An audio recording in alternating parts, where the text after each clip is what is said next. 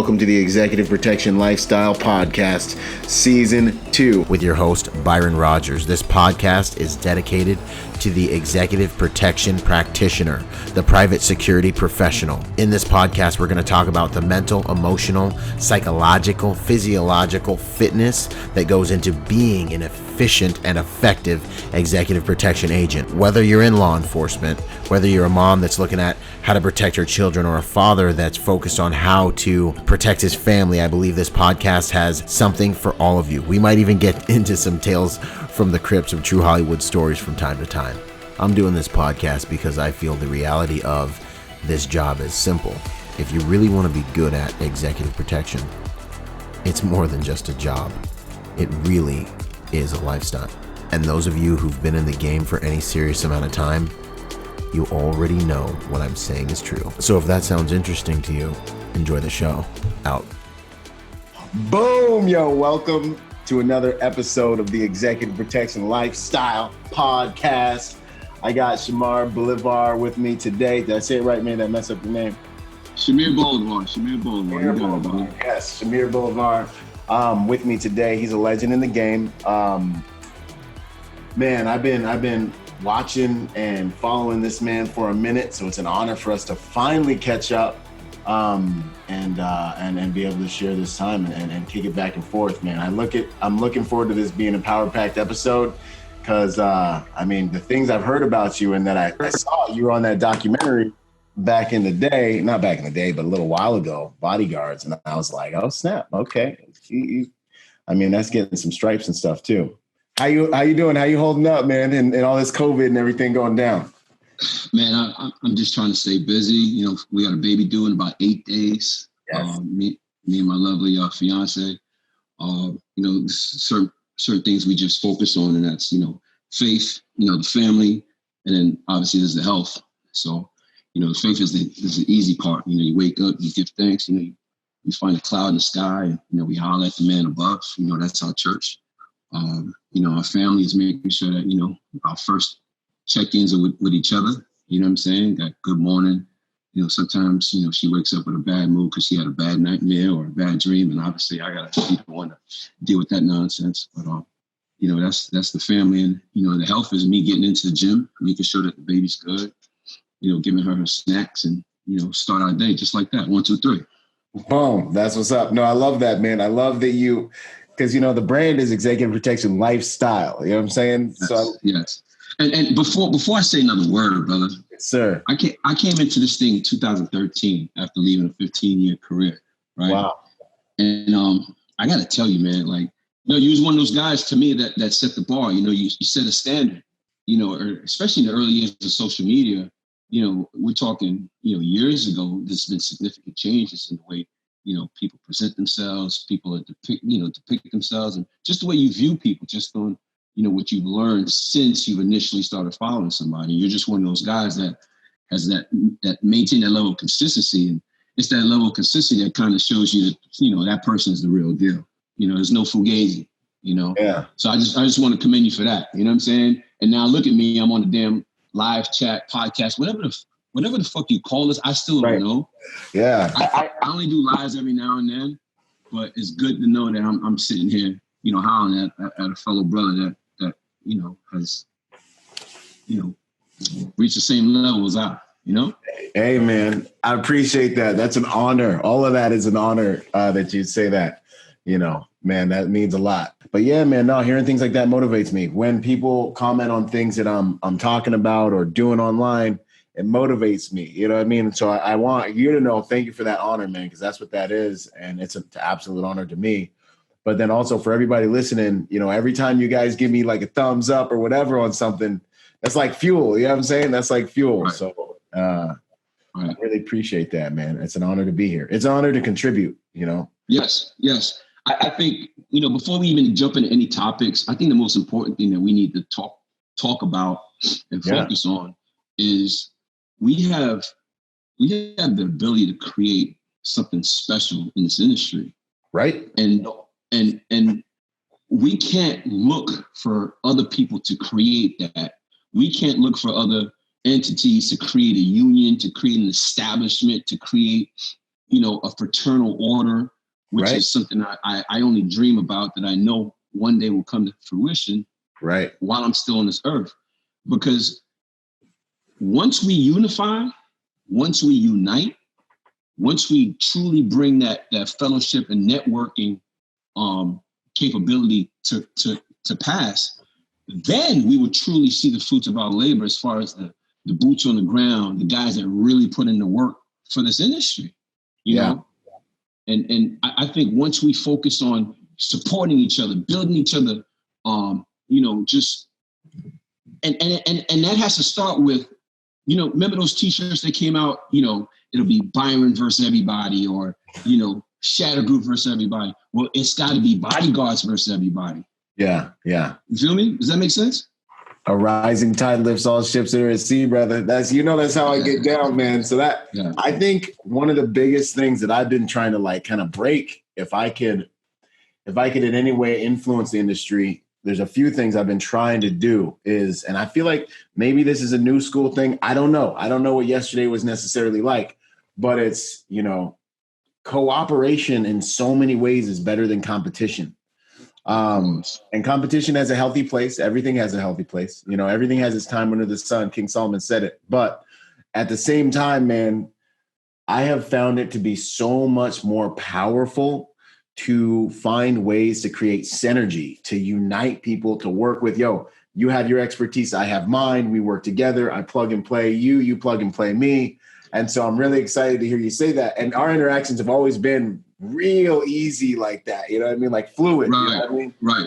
And you can tell when you have another dude who's like that. And I really want to encourage, and even with the school that I have, ethics and cooperation over competition, I believe, is the way we will restore a lot of honor and that brotherhood you're talking about to our game. It's a very important thing moving forward, I believe.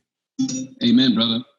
That old adage, 2 heads is better than one? Yeah, man. Well, you know what's better than 2 heads? Huh? Four motherfucking pockets. That's true, too.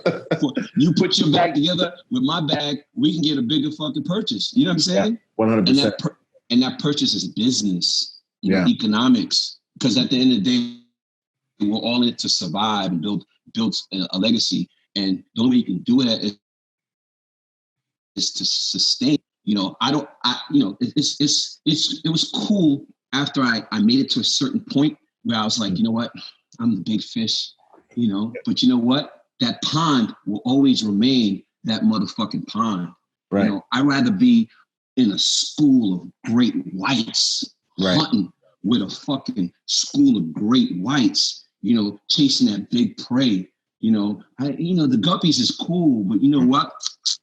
When it's time to get that meal, I want to do it with brothers that's on the same page with me, that's got that 100%. burst, that blood in their eyes, because this is what feeds us, man. And this is what's going to feed our kids. Absolutely. The name Byron Rodgers has got to outlive Byron Rodgers. The name Shamir Shadow Bolivar has got to outlive me, because my son is going to be a reflection of everything I put on this earth. Right. You feel me? Absolutely. So it's guys like you, and I can think of 20 names, that want to do it. But if it takes us, fuck it. Let us be the godfathers. Yeah. Why not? Absolutely. And I think too, on the same topic, this is a deep topic we just tiptoed into, but I think too, in order for it to be healthy and sustainable, I don't like to do deals unless everybody in the deal is excited or winning or is motivated, you know what I'm saying, to be part of it, so that in order for it to really be sustainable, I feel like you have to bring in generals, you have to bring in your sergeants, you have to bring in, everyone's kind of got to be eaten. And the thing about our industry right now is it's blowing up, you know what I'm saying?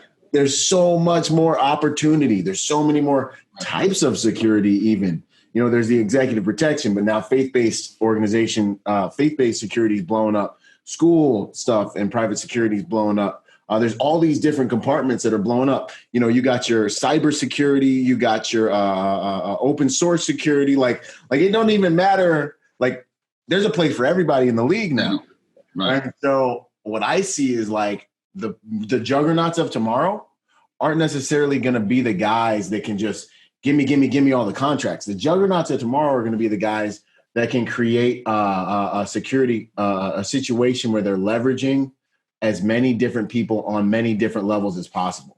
So like my security solution isn't just a dude who can physically protect you. It's a dude who can protect you on the cyber part of the game. Mm-hmm. We can protect your residence. We can do offensive security operations. You know what I'm saying? We can do a number of different things. And the more people I can get eating at the same time, the more stability and the more longevity, because we're not cannibalizing each other. I love this topic, man. It's a good concept. I dig it, man. I'm glad you brought it up. No, I mean, I think it should be at the forefront, because if you go into a McDonald's, if you go into a Walmart, they've done away with about 20 aisles, left or right, where they were once housed with the actual human being. It's gonna be the same thing with EP, man. They at this point, the typical client, it's real. A detail that is supposed to be designated 3-man is already minimized to 1. So they've already short-staffed you. So you're working at a detriment. So unless you put forth another resource that forces the client to maintain that payroll, for you feel what I'm saying? Oh, yeah. We're gonna be outsourced, man. It's only a matter of time. As best they can, 100%. And that, I think that now moving into that kind of next topic, the outsourcing of security positions, man, like chaos and necessity breeds creativity and higher order. You know what I'm saying? So I know that scares a lot of dudes, but I think looking at the situation realistically and figuring out like, okay, how can I make myself unoutsourceable? How can I make my team unoutsourceable? What else can we offer? You know what I mean? That has that human element. How can I evolve? You know what I mean? Maybe I've been in the streets working so long. Maybe I should take a look at how to work the social media stuff and the open source stuff. Maybe I should really take a look at, how to offer different things, because that evolution becomes necessary. And then it becomes, you got to be smarter than the power curve. Right. But that's real. You know what I'm saying? Like we've all been in those conversations with the clients, like, yo, I need 8 dudes. I need a tank.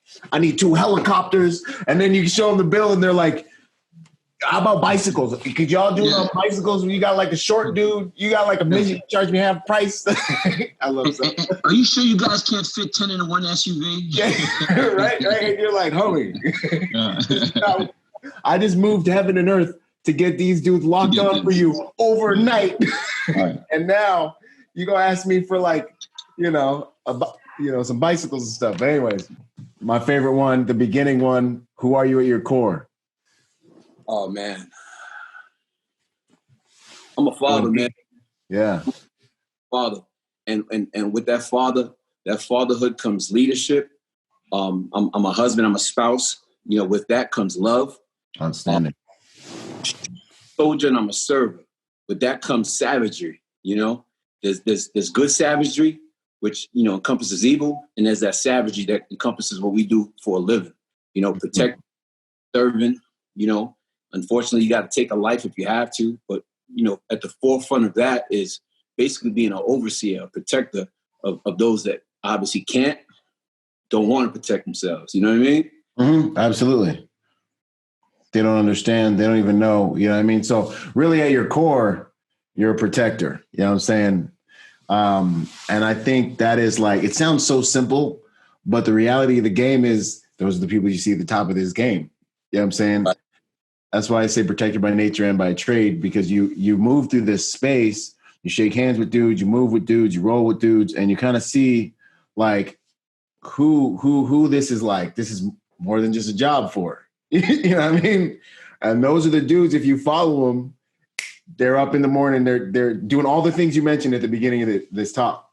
If you don't have a passion for this, if you don't wake up thinking about your next move in reference to this ain't what you need in your life. This has got to be in your blood. Like when you walk into a Publix, a supermarket or a gas station, and you're not assessing the situation. Yeah, get them. Like I told my wife knows, we walk into a restaurant and I've literally mentally killed 15 people. Yeah, right. Who'd you kill now? White dude over the bar, staring at the register too long. That's just in me. It's not a fugazi, personality. It's just, I'm just that guy where I want to make sure everybody's good. Mm-hmm. 44 years of age, after working 15 years in law enforcement, I want to be paid well for making sure everybody's good. That's what we do. Absolutely. Especially in the private sector. 100%, man. And that's just the truth, man. Like everywhere we go, it's like the environment is safer, People, I get in the elevator and everyone gets I always talk about this because I love it. I get in the elevator and everybody's a little bit more like, because, you're bigger than a lot of people, I give it to them. I don't take it personal. But, I always smile on the inside because little do they know, you're safer. You're in a better place because I'm in the elevator. You know what I'm saying? There's a baseline of good that brings accountability to the atmosphere, really is what it is. You have to have a sensibility about you that, regardless of your political foundation, your religious beliefs, that that the goodness that we have as protectors is what God gave us to utilize in order to make things better, safer. Yeah. Like we are an extension, no matter what. We talk about the Second Amendment and gun rights and all that, but at the end of the day, Byron, I don't want to get too crazy with it, but at the end of the day, crazy you want, dog. You know what I'm saying? I'm a firm believer, because I was on that side. Now I'm on this side, and see things from a whole nother perspective. I got a whole nother prescription because I am an extension as a civilian now. I'm an extension of law enforcement. Yep. I'm usually going to be. You and I will typically be the first on scene. 100%. You feel what I'm saying? And to kind of segue that into private sector, we as bodyguards, like we were talking about earlier, we need to create a better foundation, more solidarity, more unification, because at the end of the day, we might actually be bigger than law enforcement. Bro, you're touching on it right now. Like, to me, I think law enforcement is an extension of the order in society we represent. Ooh, say that again. Yeah, I mean, no, boom, man. Because I think law enforcement is an extension of the order that we're supposed to represent in society. So that's the nation, the protector nation. You know what I'm saying? That I'd be building, man. We're the militia, Constitution. Exactly, man. That's the way it's supposed to be. So there are people like us, and I call it the protector nation. That's that nation of people who have it in their blood. You go into a room and you're like, hey, this is why I'm here. I'm going to make sure everything's okay. Law enforcement is an augmentation. They're a support structure to help ensure that order is maintained. But when it goes down, we're going to have to do what we have to do, And what better way, knowing what we know, having the power that we have, and the intellect and knowledge and information that we have, what better way to create a union? Right. What better way to create a fraternal order where nationwide, maybe even worldwide, we create our own support system. We create our own financial foundation. We create our own attorney legal assistance fund for, God forbid, we get into a critical incident and we all know that the client is not going to bail us out the first day. We all know that there is going to show up and pick them up. Oh, yeah. So what better way to create some kind of sustainable system that we can put in place where, just like when I was in law enforcement, you paid your PBA dues, $38 a check. $38 a check. For us, we might be looking at $10. But you know what? It puts money into a banking system that, God forbid, you have it. You write a letter or send an email to a union that's been established, whether it be Byron, Rodgers, or John Smith from Vegas, and they look over your situation. Boom. Disperse $5,000 for legal fees out of the fund. Does that make sense? Yo, that makes awesome sense, bro. This is big. This is big right now. Like, I'm just sitting here like, yo, we really talking about something serious right now. I mean, that's just me because, especially with this time when I'm in the house, like I created this, and it's not something that I need to like, copyright because it's going to benefit us. But I have like a business model that I told my wife. I said, when I die, you need to just present this to somebody because we have no outs. When we're done, we're done. When the clients are done with us, they're fucking done. They're on to the next one. Mm-hmm. Shit. Often enough, while we're with them, they're shopping around for the cheaper rate. Yo, man, you might be too real for the podcast, bro. That's the truth, and that's the game. It's dog eat dog. It's feast first. It's feast or famine, And you have to be thinking like this. This is the 100-foot view. You know what I mean? Like you guys are getting right now. This is y'all. Some of y'all want to get in the game. Y'all want to do whatever, but this is the reality of the game, and you have to know it. And you know what? You can't. I was going to post something today about don't hate the player, hate the game, but you really can't take it personal. You need to understand the rules of the game, and you need to understand how to play your position. And if you want a new position, you got to understand how to graduate to that new position. But being mad and upset, you're just going to lose and be mad and upset. Going to be broke too. You're going to be broke too, my man. Yep. Yeah, but don't be mad and unable to pay your bills because the most important thing that we have is us. Yeah. Byron, the most important thing, the most powerful thing we have is each other because it's the old added principle, divide and conquer. These clients are fucking dividing us. In addition to the divisiveness we already have amongst ourselves, so that they'll call Rodgers and Rodgers will say $750 a day. They'll call Shamir Shadow and Shamir Shadow will say $500 a day. And they'll call Willie Bobo in Atlanta and he'll say fucking $250 a day. And Willie Bobo gets the contract. And shit, Willie Bobo will get flown out on a $400 flight, right? Which would be the same fucking $750 Byron Rodgers originally quoted. You see what I'm saying? Right. So, is it so real? Sorry, I probably shouldn't be on the podcast. No. This is so. It's what they need. It's what people need to understand, man. It's the game. So if Byron Rodgers, who set the bar at the height that it pretty much should be, and Shamir Shadow Bolivar follows suit, or at least maintain some level of consistency, and then Bobo says, you know what? I'm going to suck it up. I'm going to play hardball.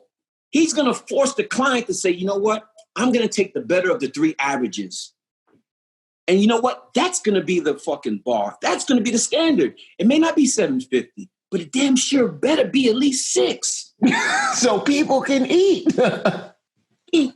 And the client will understand that, you know what? This is consistency. And this is the industry. This is the value of my product that I'm purchasing. Exactly.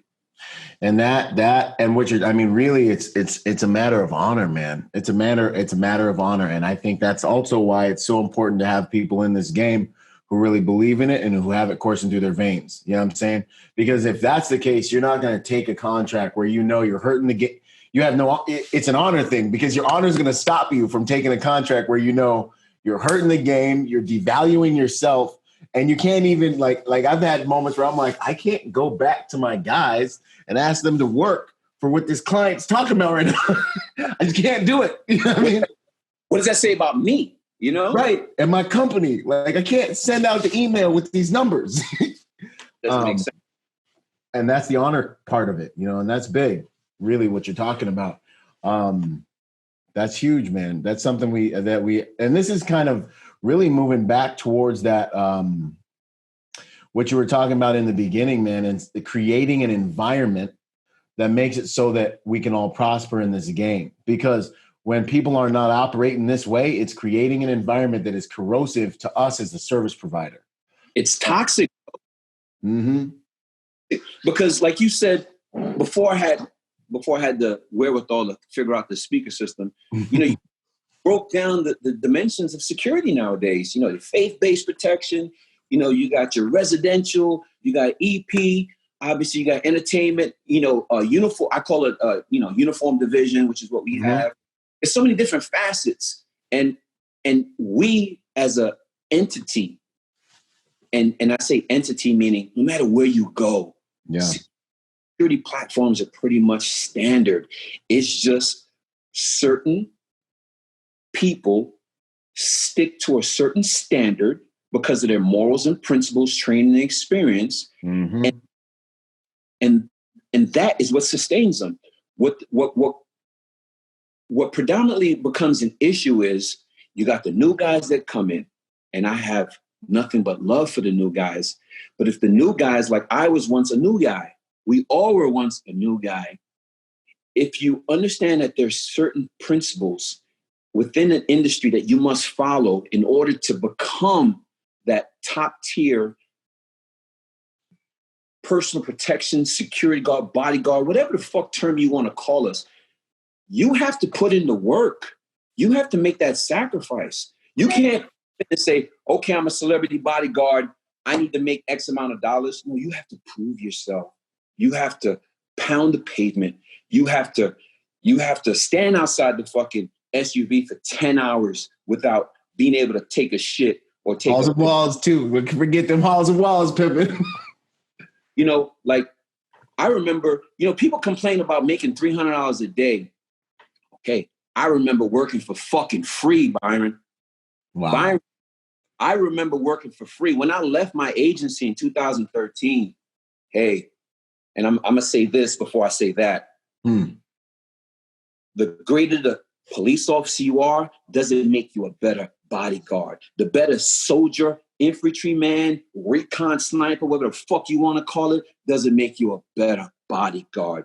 The fucking better smashed nose bouncer you are that runs the fucking club doesn't better bodyguard. What makes you the best bodyguard is putting in that fucking work, that customer service, that professionalism, that training, that understanding about logistical support, advancing, and just being a motherfucker with integrity. Yep. That's what these young guys have to understand. The money's going to come, and the money's going to come bountiful if you maintain those levels of consistency and standards. And I think we end up fighting each other, like, and you know, we have a lot of I call them urban clients because, you know, street music, rappers, whatever the hell you want to call it. So a lot of times we have to go to venues that aren't red carpet. We have to go to venues, you know, aren't like the Ivy in California. Right, you right. know, Get them. We go to them street hood ass clubs with A-list clients, and we run into club security. And instead of receiving like that fraternal, that fellowship, yeah, we're bumping heads. And they don't understand it's not a separation of power. We're equal in power. You're the king in your empire, and I'm the fucking king in mine. Now let's rule this motherfucker together. Right. Instead of, hey man, let me check you again after I checked you 3 times at the door. They flex on you right quick. You can't come in this section. Like, motherfucker, you wouldn't have this section if my client wasn't here. You know, so we need to get back to the bare bones of this industry and say, you know what, let's come together. Yeah. You know, let's build and unite so that Byron Rodgers in his world can come to my world and feel loved and feel accepted and better, and most importantly, feel fucking protected. You ever been to a situation, and I don't want to keep talking because I talk a lot. No, run it, bro. This is good. This is when I knew shit was fucked up. I went to a club, and I want to say it was either North Carolina or South Carolina. No offense to any of those 2 states. I love them. You know? But I felt more concerned about club venue security than I did the motherfuckers there. Oh, man. See. I tell you. Well, and in this game too, dude, oh man, there's so many different things. Like when you roll into a venue, the different compartments or jurisdictions of security, it's like, yo, you got the house, you got the movement dudes. We're all here to do security. We're all wearing the same jersey. One of the main things I try to focus on, especially in my advanced work, and sometimes you don't get to do it, is making that relationship. Hey, homie, respect. I'm going to be coming to your house with my goods. You know what I mean? We are dependent on each other. You know what I'm saying? Like, you know, I'm here to serve you. You're here to serve me. You make me look good. I make you look good. You get a white envelope at the end of the night. We want to come back. You know what I'm saying? Like, let's do this. Let's all make this thing work. You know, that on the EP side of the house can go far, really far. You know what I'm saying? And then I find on the when you're, you know, doing the bouncing, because I've done that too. It's like, yo, respecting these dudes, respecting their movement, and giving their client the best experience possible is honor to you. You know what I mean? That's pride that you get to have. That while they were in your house, they were taken care of. And those EP dudes, you know, they're going to respect your game. They're going to respect your house when they see that that's how you roll. You know what I'm saying? So man, that whole piece right there is big. And I even almost sometimes would want to let them roll through my house, and I wouldn't even ask them who their client was. Because I knew what I was doing. You know what I'm saying? It's like, I know how to protect your client. I know how to move. I'm going to give you as much respect as possible. And it went far, because then some of those dudes turn around. They're like, yo, these dudes handle this like a real professional. And then you start having relationships that pull you up in the game into different places. You know, so that's huge, man. The stuff you were touching on is real big. That's key, Byron, because, you know, at the end of the day, you know, we're all men. Right. Whether you make X amount of dollars or X amount of dollars a year or X amount of dollars an hour, we're all men. So it's important that when you come across a man that's, whether he's wearing a black T-shirt that says security in the back, or he's wearing a fucking, you know, black hoodie that represents Nicki Minaj, like, you know, same fucking human beings. Yeah, same team. You know, the pay doesn't determine the level of your manhood. Of respect and honor. Yeah. That's a whole other currency right there. I've met a lot of clowns and goofies that were with top tier clients that I was like, you know what? This ain't it. But it's not for me to how a guy got into a position is not for me to judge. It's not for me to determine what his blessing should be. Right. He may have put himself in the position to receive that blessing. It's not for me to question it. If I question that blessing, then I've just opened up all my blessings to questioning. Does that make sense? 100%. Yeah. Take the log. So I give respect to the door guy. I give respect to the guy watching the back door by the bathroom. Get him. That might be the motherfucker that saves your ass. Really, you know? Though, really, it's a currency. I personally look at it as a currency. I am default respectful when I run into anybody, especially dudes who are on that warrior path, warrior code, and any kind of the stuff that we do, like anywhere in the security industry, because that means they're those types, you know. But I'm default respectful to everybody, because the reality is you don't know who you really don't know who's going to save you. Growing up there, I went to this house party real quick, like little side note. I went to this house party, met this dude, alumni dude, kind of like a name in my area, like, yo, this is a bad dude. You know, we see each other, game recognized, game, boom, boom. You know what I mean? It was just like one of those respect moments, right? I'm in the house minding my business. Some female comes up and talks to me. We're chilling, whatever. And all of a sudden, boom, something goes down behind me. I turn around. The dude I said what's up to on the way in tackled his homie who was going to break a bottle over the back of my head because that was the chick he was jocking. like respect is a currency. You know what I'm saying? Yeah. Priceless. Absolutely, bro. And you know what I mean? I could be the baddest dude in the world. You know what I'm saying? Ninja fu and shooting everything, but you catch a bottle across the back of your head, homie. That's a fact. You don't need Jesus. So yeah, man, that respect, default respectful. And the other side of it is, you know, the way I live anyway, anybody can kill you. Okay. Especially the people that you don't see coming. And then the other part of that is in this industry, people want to get next to your client. And then we come full circle.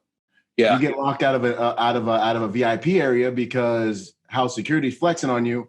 Now they got your girl, dog. They're chilling with your client. You know what I'm saying? They got your girl, dog. And then, you know, someone goes down in VIP and they rescue your client, you know, and like, where were you? And, you know, they trading cards and it can get real weird real quick. He's like, let me just pour me. Listen, I've honestly, and I've got like my brother Stack, you know, Jamar, you know, Shadow Group Atlanta. Mm-hmm. I've hired more guys than I've capped. Yeah. Real, like, and to anybody watching, I want you guys to understand that we have to wear many hats. many, many hats. Daily, man. When you're running a company, you know, don't get jaded by the numbers, because yeah, you might hear 600, 750, but the fact that you're getting paid 400 out of that 750 doesn't negate the fact that I have to pay workman's comp insurance, business insurance, right? Taxes, You don't understand the business. Yeah. Payroll taxes. And then out of that 200 or so $50, I got to find $40 or $50 that I can call a profit. So it's more to it. And I want you guys to understand, guys and girls, because we have amazing women in this industry. Right. And that's another segment that I really want to help blow up, is the female.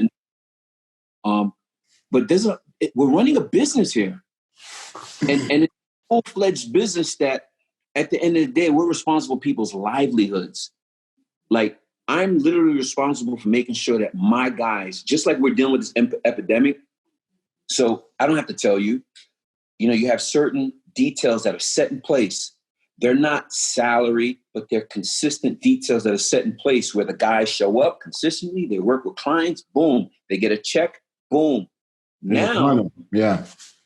Now it went from slow money, because it's slow season, to no money. So the same as that I was responsible for helping feed so that they can feed. You see what I'm saying? So it's bigger. So now you understand it's bigger than just Shadow Group. It's bigger than Executive Protection Lifestyle. We have a responsibility. Yeah, I don't physically put the bread in my brother's daughter's mouth, but I am responsible for helping him buy that fucking bread. So even now, I'm hunting for new shit. Yeah. I'm hunting for anything, because I'm good, but I need to make sure that my guys are good. I need to make sure they can sustain and come out of this, you know, not just alive, but, you know, you gotta understand. Winning, man. It's rough. You know, you're home and your significant other is like, hey. You know, do I still exist? Yeah. So when we're gonna do anything, and then your life doesn't belong to you because your client's hitting you up like, hey man, I need that one thing. Can you just hop out of my back pocket with a violin and fix all my problems real quick? Hey, I know it's 2:00 in the morning, but I don't care. Meanwhile, you know, your old lady's credit card or debit card got declined because no money. Right. And they still want you working. No money. Yeah. Well, and that's the thing, I think, too, like what you're talking about. I've seen agents get tripped up on once they see numbers and they're like, oh, well, he's making this much off me and da-da-da-da-da-da-da. I'm like, yo, hold up. First of all, I always try to help agents. I always tell agents personally, like, don't worry about the numbers. Don't pay attention to how much that client's spending on that. It is none of your business, and it will jade you. It'll poison you. Because like I see dudes being like, yo, he just spent $2 million on a new pencil from China, on a new pencil from the Rhodesian mountains, and he can't just drop $500 a day on me who's supposed to protect his life. I'm like, don't think like that. That will poison you, and that's his business, and that's between him and God and whatever he's down with. You know what I mean? That's one thing. The other thing was with the business. And I see guys sometimes like, well, they're making this much off of me, and that's not fair. I'm like, listen, this is a relationship you're in with your employer. He's providing you an opportunity. Right. Fulfilling that. This whole thing is a circle, pimp. You know what I mean? If you fucking work at Office Max or Kinko's, you can go to the boss and say, hey, you guys just bought a new copier. I need a raise. Yeah. It looks like we got money around here. We got money right here. Like, until we get these clients, there's no we. What we have to do is get bigger clients that are willing to pay bigger money by offering better services. Better services, exactly. About the short-term quick buck and focus on the longevity of the dollar. I got guys, thank God, Byron, right now, and I don't even know if they're watching, but I got guys that are working full-time with clients, and I every day or two, text me, hey, God bless you for putting me in position, because if I didn't have this full-time opportunity, I don't know what I would do. I don't know where I'd be living. I don't know how family or taking care of my mom. Like, when you talk about that, you understand that this business is about longevity. It's about sustaining. We don't want to come in. I don't want to come in and charge a client $1,000 a day, and he's going to be like, you know what? Yeah, I'll give it to you this time, but next time I'll call somebody else. I'll charge a motherfucker $650 a day because I want him to call me 7 days a fucking week. Yeah, long money. Long money. Mm-hmm. Because that's going to help feed the guys that work with us. 100%, bro. No, you're speaking truth.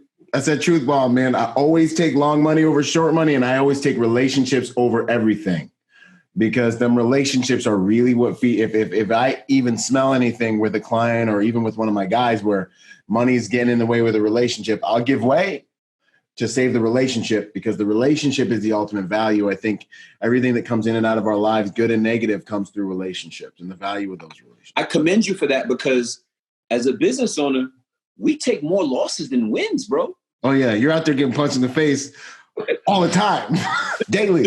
The troops don't hear. Just today's Friday, right? Yes, sir. Just today, I send my invoices in, and I know probably one of my accounting firms is probably watching, but I send my invoices in on Monday, and I pray and hope that Friday they come in. Why? Because my guys need to eat. Yeah. So they don't understand that we're constantly sending emails, we're making calls, we're humbling ourselves. Hey, good afternoon. This is Abigail. I was just calling to see if you got invoice number 1115.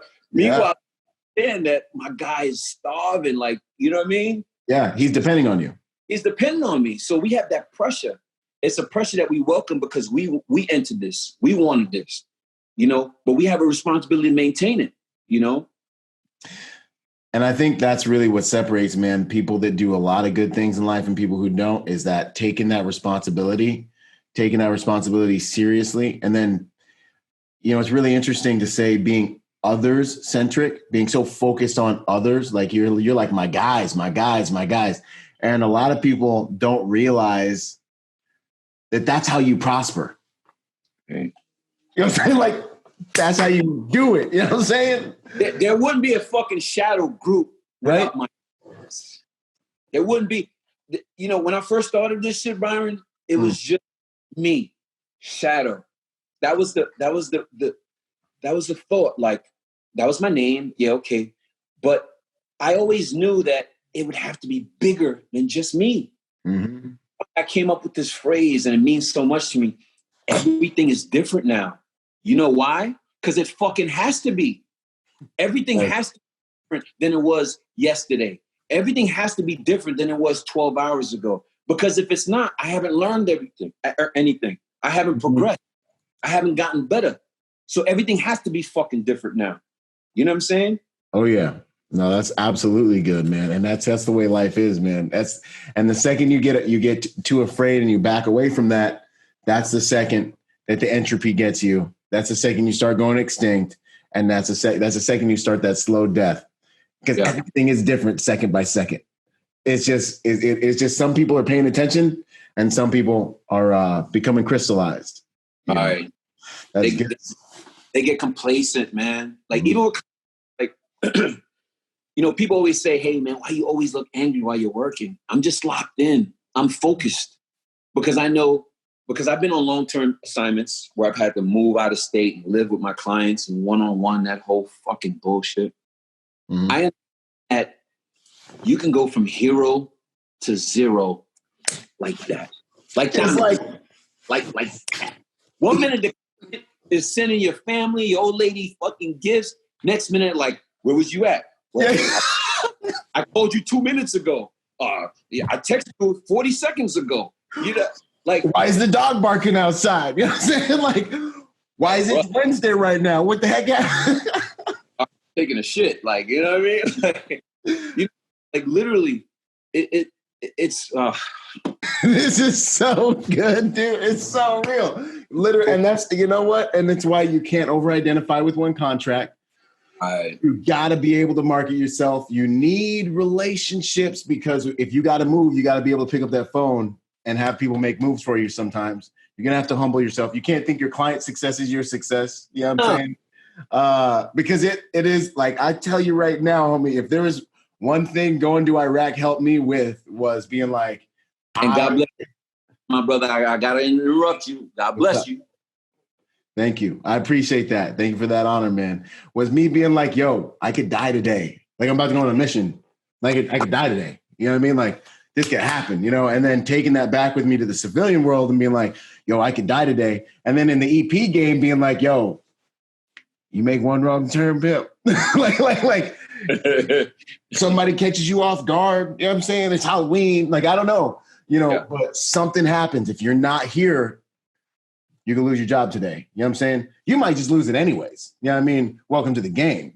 Listen, if your client's side bitch caught him out and or he got his mistress pregnant, you're gonna have a bad day. You're going to have a bad day. Guarantee you're gonna have a bad day. 15 hours, or you're gonna be standing by a craps table in Vegas for 20 hours, like I have a couple Shadow Group guys that attest to that. We did 20 fucking hours at a crack table. Lying, Jamar, Dorian, 1 New Jersey, Stack, DMV. If I'm lying, I'm fucking dying. 20 hours at a fucking table in Vegas. It's going again. Client almost shit himself because he didn't want to walk away from the table. That's real EP. That's hashtag real EP life. Listen, forget the Jets. Forget a fucking Grammy red carpet fugazi bullshit. That is not the job. That is not the job. Those are the glory shots. The job, listen, and the job is not trying to look tough in a black hoodie. Okay. The job is customer service, professionalism in the face of the worst fucking circumstances and conditions possibly. And that's why you really got to believe in this stuff right there. Because you're going to hit a wall. This is so real. You're going to hit a wall and you're going to be thinking like, yo, how come I'm even letting this even happen to me? You're going to be like, is this my life right now? I literally said to myself, and your significant other or your best friend is the one that can attest to all the stories that you've told in your life at your funeral. Right. Literally called my wife and said, babe, these motherfuckers ain't washed their ass in 2 days. Imagine me. Because if they're not doing it, I can't do it. You know? You see what I'm saying? Oh, yeah, absolutely. Go from standing outside a truck for 3-4 hours while they smoking, drinking, or hanging out doing whatever, or stand outside a fucking hotel room while there's a fucking after party, collecting cell phones and IDs and signing NDAs, or fucking not being able to sleep because there's a code red and every motherfucker in the world wants to shoot your client in the face. So you couldn't possibly sleep anyway. That's what I always say. That's my new t-shirt. This is the job. Yeah. Yeah. And I think it's like most success people see up there. They see it they see the glory shots and they see you moving, with your client, and they're like, yo, I want that. But then when they get in the wash, man, they get in that mix, it's like, it really will root you out, man. It really will root. I remember when I first came on a detail, I may have told this story, but I remember it was like one of my first, it was my first detail, and it was within like the first month or two. And then I remember I was like in the mirror, and I had just got out of the Marine Corps, so this is like as fresh as I was looking for a minute. I got my little suit on, and I was like looking in the mirror, I had my earpiece, and I was like, oh, just like feeling myself, man. Starter pack. Yeah. And this was what I thought EP was about. He started pack. Exactly. The suit, the earpiece, and my dude, one of the OGs just watched me. He's like, give it a year, man. You're going to want to blow your brains out. And I remember being like, listen, I started, again, come from the law enforcement world. Yeah. I was in my 11s, my BDUs. Man, listen, after a couple weeks, I was in Levi's, foam posits, and a fanny pack.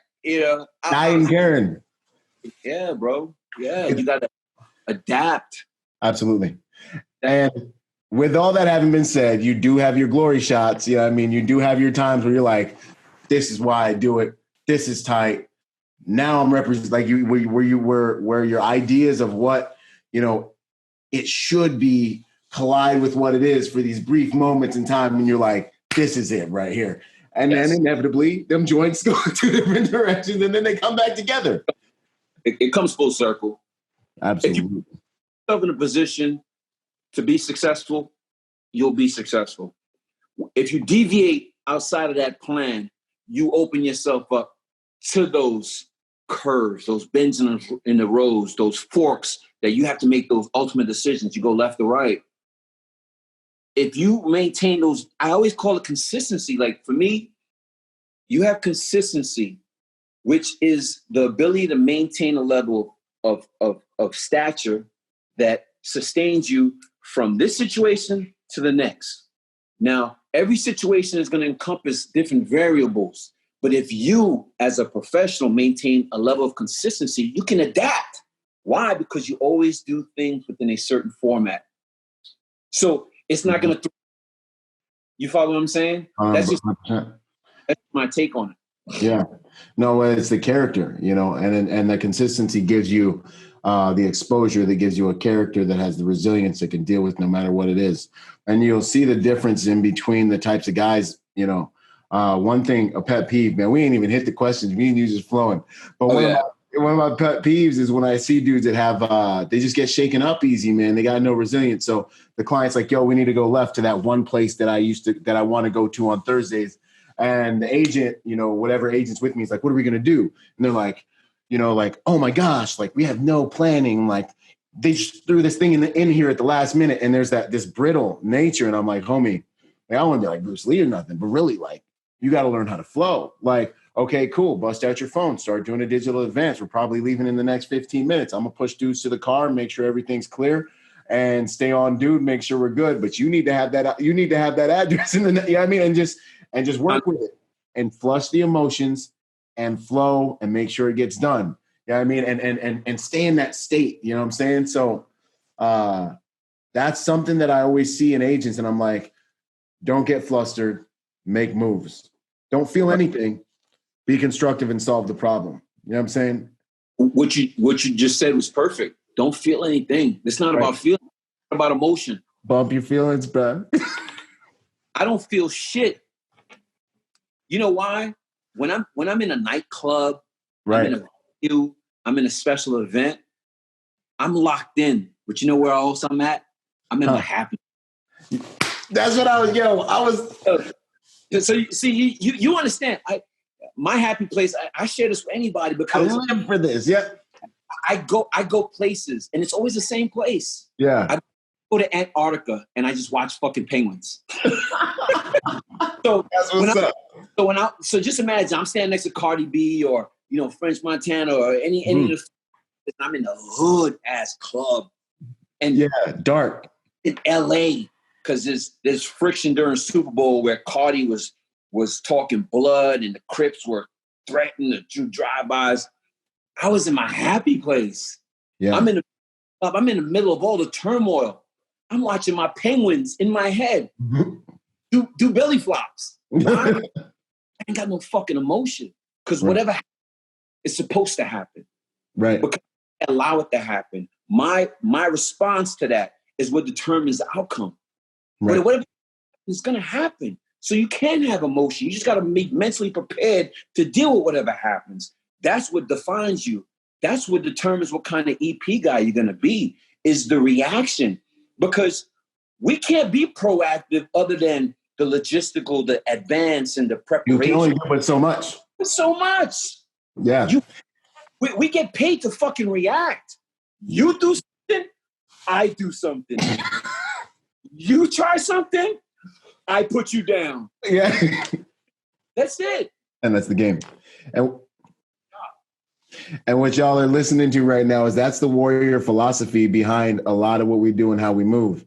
That's it. It's already being okay with being strong enough to look reality dead in the face, like no matter what happens. And then understanding certain values like, yo, whatever comes out of reality right now, I got to be here. I got to be able to deal with it. I can feel about it later. You know what I'm saying? I can talk about it later. I can process it later. But right here, right now, I mean, it's that same mentality of, you know, when I was in the Marine Corps and it's like, we're going into a house and something happens. One of your guys falls in the door. You got to keep moving. Feelings are for later. Get up. What's that? Sometimes you might have to step over them. Exactly. You got to keep moving. And you got to protect the whole, protect the body, finish the objective, you know? And I feel like it's a very important warrior philosophy because I see dudes getting shaken up because clients are throwing in like fly ball stops on the way home. You know what I mean? Sometimes. And I'm like, homie, no one's shooting at you. And even if they were, and you got an arterial bleed and you're still taking fire, guess what? Your feelings are your enemy. You need to control what you can control, neutralize the closest threat, and deal with what you need to deal with, prioritize and execute. And if you can't do those three things, you're dead. Now find the place the client wants to go on the way home. You know what I'm saying? Stay cool and let's get back there and do it with a smile. Don't be stressed out around me. You know what I'm saying? That's good, man. I love that penguin analogy, man. I love that penguin analogy because you gotta find your mental space in this business because you're gonna have clients that will walk past you, Byron. They'll walk past 10 fucking times and won't even acknowledge you. 100%. They'll walk 100 times and won't even look at you. But you're supposed to put your life on the line. You goddamn right. Yeah, and I'll do it. Yeah, and that one that me and my boy we're working. This is a big one because I have a lot of guys come to me and they're like, yo, you know, they're treating me this way and they're expecting me to do this. And I'm always like, listen, what you're going to do for them in an emergency has everything to do with who you are as a person and as a protector and why you signed up, not necessarily about their code of ethics. Because what you're dealing with here is you're dealing with the nobility. You got to understand there's a complete difference between the nobility and the warriors. We have a warrior code that is based on honor. How else are you going to die for somebody? You know what I mean? Right. This isn't about money. It's about honor. Right. And they have a code that's built on something completely different. Money, whatever it is, but that's the nobility. You know what I'm saying? And it's been this way for a long time. And you have to separate their principles from yours. Yep. You got to keep your honor. At the end of the day, it should never, ever even be a concern because they'll never intersect. You're there to perform a duty, a service. You're not there to be the buddy. They don't got to say good morning to you, homie. Yes. Drink with them. You're not there to read the Sunday paper with them. You know, you're not there to look at pussy with them. I don't know if I can. You do what you want, man. Again. There to do a job. And I find, especially with the young guys, they get too emotionally involved, too emotionally invested instead of physically invested. There needs to be that separation. You know, I'm about being starstruck. It's like sometimes you could do too much. Yeah. A client has to tell you, hey, can you talk to your guy? He's just talking too much, or he's reaching. Can you talk to your guy? He's like, I need some space. You got to find the balance because every client is different. That's why you have to maintain consistency. You got to give your client enough space, enough distance, enough wherewithal where he allows you closer, or he tells you, hey, it's okay. I feel comfortable now. You can fall back. You can sit up here. Exactly. Or, hey, you hungry? You got right, I'm fucking hungry. Let's eat. I've been hungry for months. Yes. Goddamn right I'm hungry. Man. Fucking dollar lobster tails. You goddamn right. I've been creating this moment for months. Life is butt ass home naked. I'm here with you. You better feed me, motherfucker. This is the reality of the game, man. But all you say is, yes, sir. Thank you. This is real EP stuff right here. Shit. That is so good, man. That's so good.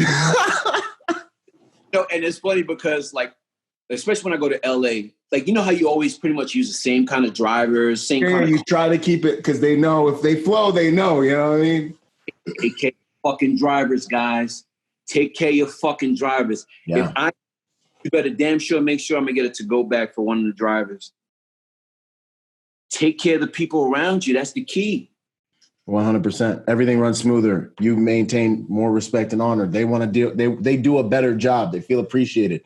These, emotions, as much as it's our job to be centered in ourselves and our honor and our code, I find emotions play a huge part in what we do. I had a guy the other day where a client gave us some feedback and he felt like he was suggesting something to the dude and the dude was giving him pushback. And the dude was like, yo, I wasn't giving him any pushback, man. And he's talking to me now, he's giving me pushback. Yeah. And I'm like, and I'm just kind of like fielding it, kind of like, well, listen, at the end of the day, the only thing that matters is the feeling that the client now has about you giving him pushback. So that's our quality problem now. You know what I'm saying? Perception. Yep. Exactly. So whether you were or not, it's fine. It's almost like it's not what you know, it's what you can prove. Yeah, it's that same code. So, managing that perception is something we always have to be paying attention to. And it evolves, I think it evolves communication from saying, I'm responsible for what I say, not what you understand. But it evolves the communication to actually, if I'm going to be an effective communicator, I need to take responsibility for what you understand, because the emotions that you have when you walk away from this interaction can dictate whether we're putting food on each other's table. I'm keeping you safe and you're putting food on my table. Of course. We have a responsibility because, to be an effective communicator, I think is probably one of the most important skill sets we can have. Yes. Because in this industry, less is more. That's a fact.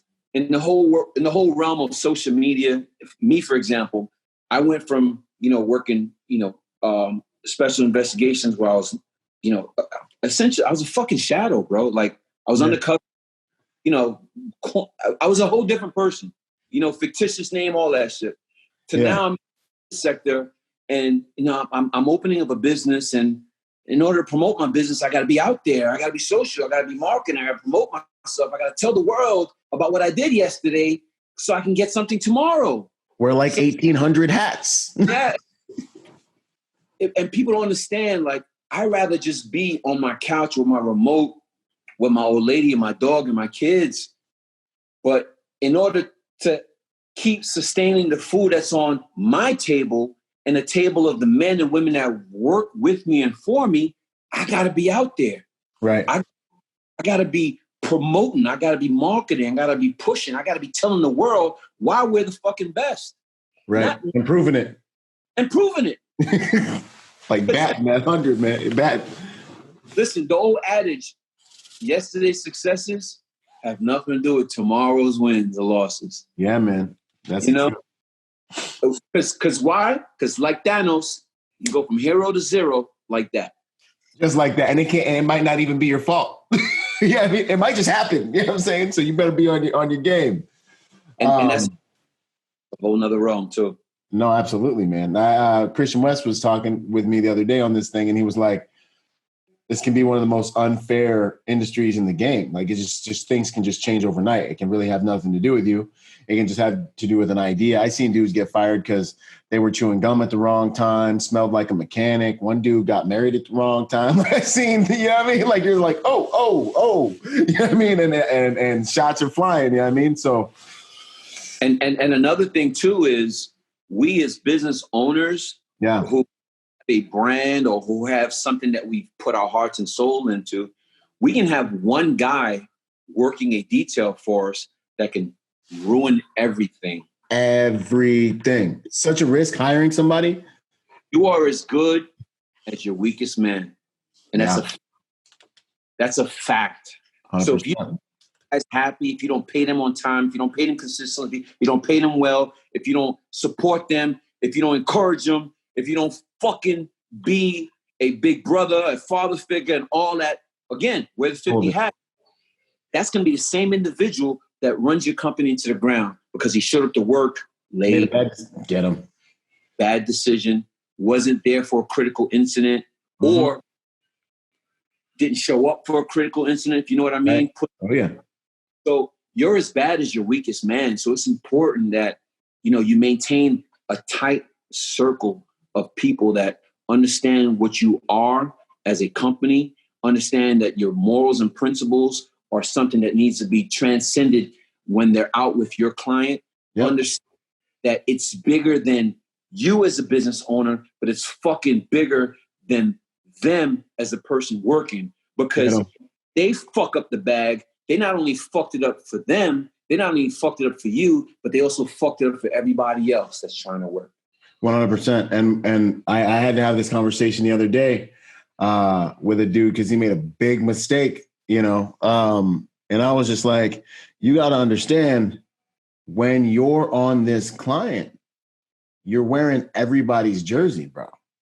Yeah. We're under fire right now because of shenanigans that have nothing to do with us. You know what I'm saying? Client gets audited. Here we go. Security's getting kicked around. You know what I'm saying? Like, it's Tuesday in the EP game. You know what I'm saying? Right? And I'm like, we're under fire for whatever. You can't make these mistakes. And you have to understand that whenever you're with this client, you need to keep in mind a few things. You're selling the security concept to them. You don't make them money. Every time you have contact with them, you're selling this whole thing to them.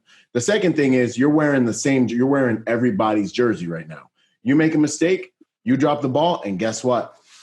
Everybody is affected by that decision and might stop eating because you decided to do whatever. You know what I mean? Fall asleep, show up late, da-da-da-da-da-da-da-da.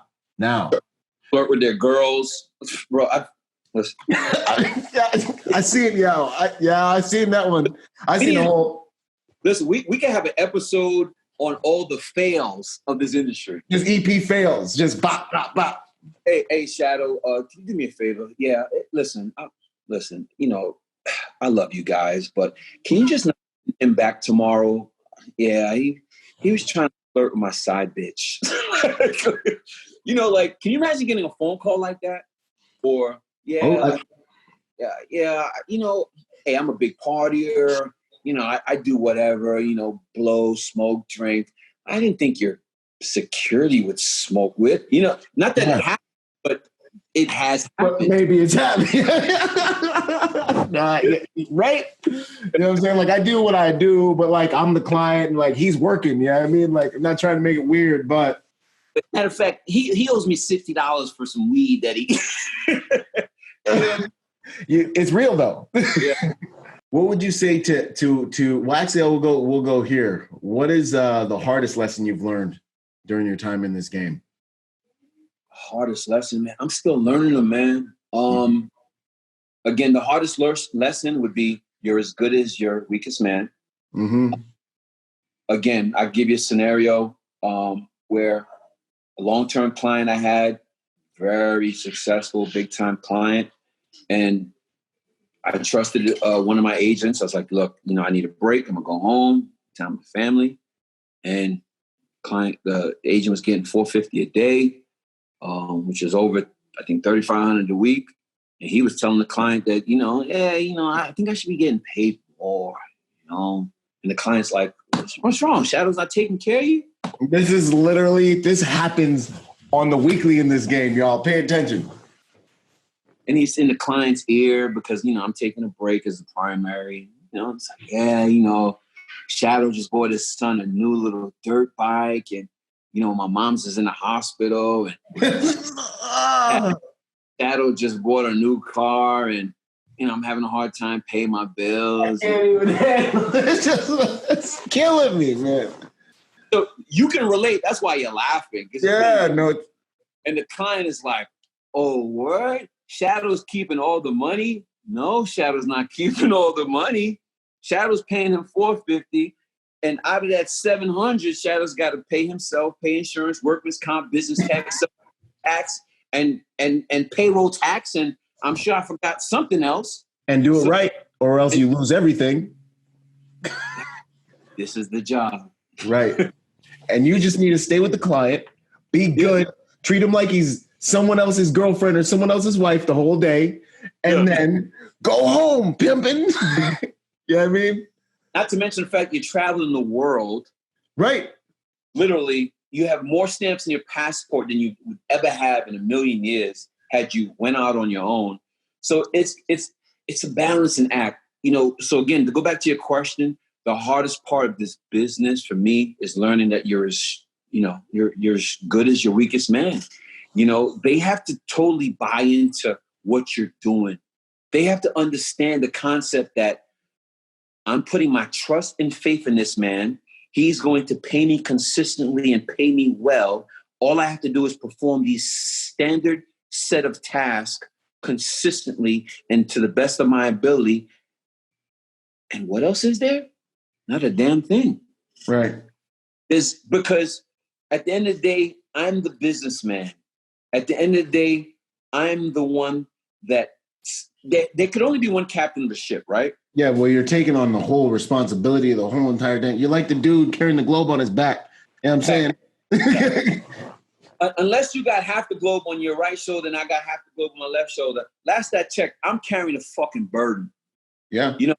Only so you got one skipper and you got a first mate.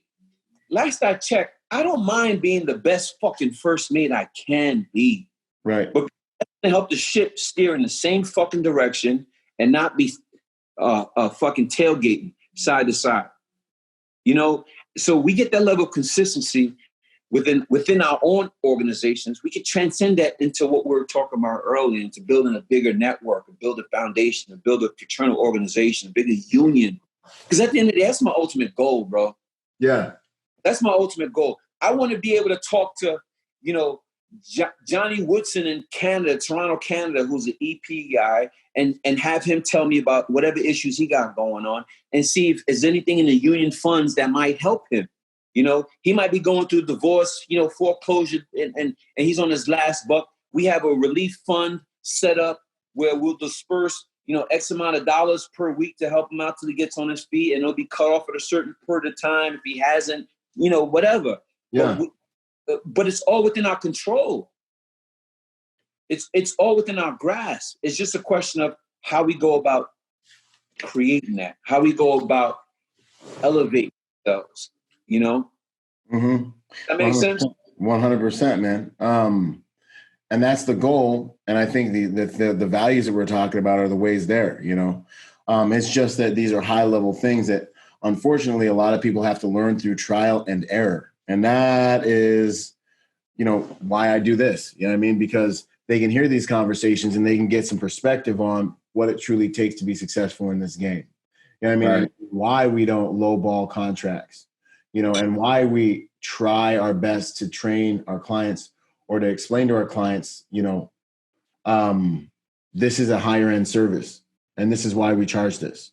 You know what I mean? And you know what I mean? And so that's kind of what this is. This is us trying to educate that game and helping other agents who kind of trying to like lessen that learning curve so they don't have to go out there and learn it themselves. The wise ones. It's funny because, our phones, we check our DMs, and I get messages all the time, Byron. Hey, I'm new in the game. I'm new in the biz. How can I go about getting clients? How can I go about starting off my company? And I think back, when I first started, I was like, I used to work for free. Hey, tough guy, off the year 2012 and all that other shit. Yeah, but another realm. You're a new jack. Nobody knows you. Right. What the fuck are you? I would go down literally, Byron. I would drive down from my residence in Palm Beach to Miami, an hour away, and I would go to the local night spots, the hot spots. This OG finding contract stuff right here, man. I always love hearing about this. I'll tell you the genesis of the Shadow Group. Yeah. Here I am, I got my after 15 years, you're vested, you got your pension, you have an option. You could either, cash out at a premium penalty, which you get heavily taxed on two sides, or you can leave it in. Well, 2013, I got 3 kids. I can't afford to leave it in. I'm about to go out into the world and start something new. Yeah. Nobody knows me. There's no Shamir, the bodyguard. There was no Shadow Group. It was just me.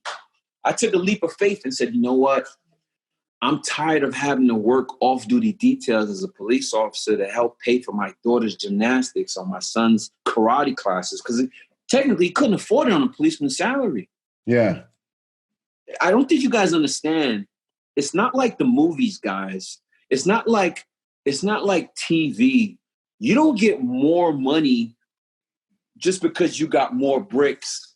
You don't get a bigger paycheck because you got the biggest haul from the cartel. It's the same fucking check. I'm working my ass off dealing cartel cases, and the fucking guy working a zone unit got the same fucking check I was getting working in Browntown, Texas as a DEA task officer. That's when it hit me. When my daughter's check to karate class bounced because I didn't make my overtime check deposit in time. Yeah. I said, what? I Not need something. Ain't doing it. I took a leap of faith. I pensioned, drew my money out. I bought a used 2010 Mercedes S-Class 550. And I said to myself, I'm going to start a private security armed driving concierge service. That was the model. Oh, this is Miami. I'm going to get a Benz. I'm going to drive all these celebrities. I'm going to be balling in 10 minutes. I'm going to be the shit. Well, car comes. I dress it up. This is my son right there. What's up, little homie? Up. I'm going down to Miami like every week, guys. Trying to find it. And I'm not getting shit. Every week, I'm paying $20, $25 to valet my car out front. I got the Shatter Group logo, European tag in the front. Again, I'm from the hood. I'm from Brooklyn, New York. So my thing is I need to go get it. I need to go chase it. I'm gonna put my bitch right out front the club like these ballers are doing. I'm gonna show them that, yeah, I'm security, but you know what? I'm not beneath you. I'm on the same page as you. You may have a few more zeros, but you know what? At the end of the day, you need me like I need you. I was going to clubs, and I'm at the bar, I'm networking, handing business cards. I'm not getting shit. Not getting shit. It got to the point where I'm running out of money. Playing the game, and you get running out of money, man. I know it. Gravity is increasing. I'm telling y'all. The real story. Like, I'm running out of money. You know, remember, I bought the car cash. Oh, so man. That pension check is going down. $20, $25 a night. You figure Friday, Saturday, Sunday. Matter of fact, Thursday, Friday, Saturday, Sunday in Miami. That's a typical Miami night. Valet parking, $25 a night. That's $100 right there. You buy one drink in Miami, you're gonna pay $23 minimum. That's if you don't tip. $25 if you're a cheap tipper. So, damn, I went from buying, the cheapest drink. Matter of fact, I was buying like Jack and Cokes and like Long Island because I wanted to get more bang for my buck. Yeah. I remember this. After 3 weeks, Byron, I started ordering ginger ales. Yep. Just put something in the cup. After a month and a half, I was going in the bathroom and getting fucking sink water in the handicap stall just so I could walk around with a drink. And swerve and try to catch something. Real shit, bro. Like, that was the job.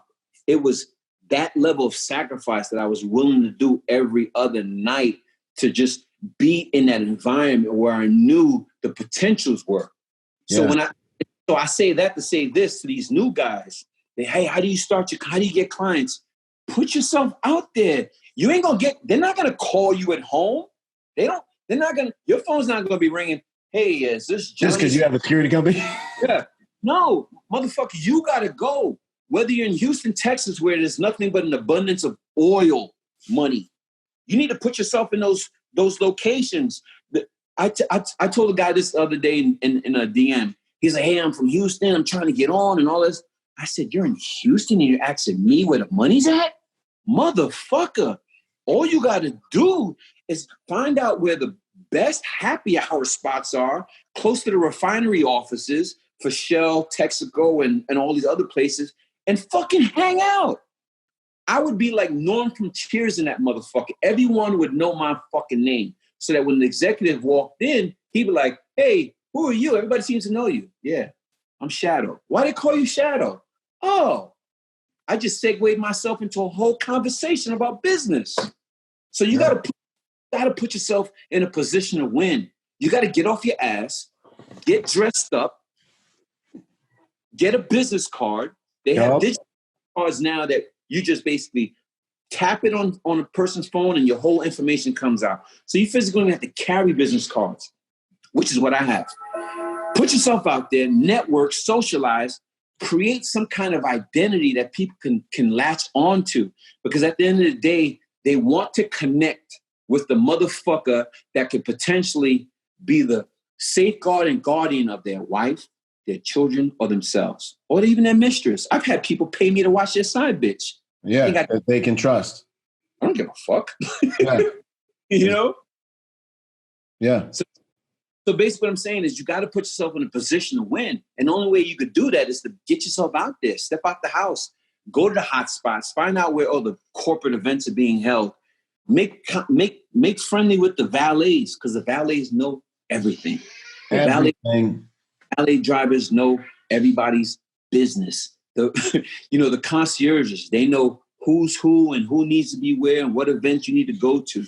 Those are the people you need to network with. Those are the events you need to go to. This is gold. This is how you work the streets. This is the stuff you. That's what you call free game. Yeah, man. No, that's exactly what that is, man. This is an education right here on how to build your books, on how to work the streets, on how to find clients, man. I had a homie. Simply Marie, I see you. Hey, shout out to everybody following. This is my first ever. What do you call this podcast thing? This is my first ever. So I really want to send all my love to everybody that's following, that's supporting, that's listening. We haven't even gotten any questions in. Yeah, man. All right. Let me at least get the big ones out of the way real quick. We already been swerving for a minute. Let's talk about the tour bus incident, bro. Because there's that documentary, The Bodyguard. You know what I mean? But I want to hear. Yeah, we got to talk about it for a minute, man. What was it like? Civil case. That's the one. Civil case coming up. That's the one. Okay. So, and here's the downside. Again, here's the downside to social media, the media, and all that. When you put information out, it's going to be information that comes back in. Right. Because I'm at a status that I'm at now. Mm-hmm. Case was filed after the documentary came out. Really? Yeah. That's because I was like, how? Okay, because I thought so. There's the thing with the two dudes. No, that's New Zealand. That was New Zealand. Yeah, there's 3 guys in New Zealand that I was. Can you talk about the New Zealand deal? Hey, I could talk about that. Yo, it looked like you got ate. Like I was like, when I saw that, I was like, my dude, man, because it looked like you got ate up a little bit. But yeah, I'm sorry to see that. Anyways, you caught some static off that documentary and all that stuff. It's just one of those things where it's more monetary than anything else. It was a good show. Oh, yeah, was out, but just like anything else, there's a different level of Mason. Can you turn that? I need that off. In a civil trial, there's a different level of, it's called preponderance of the evidence. The evidence, yeah. Right. Criminal is different. It's beyond a reasonable doubt. Civil is different. They just gotta basically prove, well, maybe he probably shouldn't have shot 4 times. He should have shot only 3. You know what I'm saying? Or he could have shot yeah. the elbow. He didn't have to shoot him in the cheek or the chin. Yeah. So that's where we're at. But New Zealand, I could definitely speak about, man. You can ask me any questions on that. That is closed out officially as of like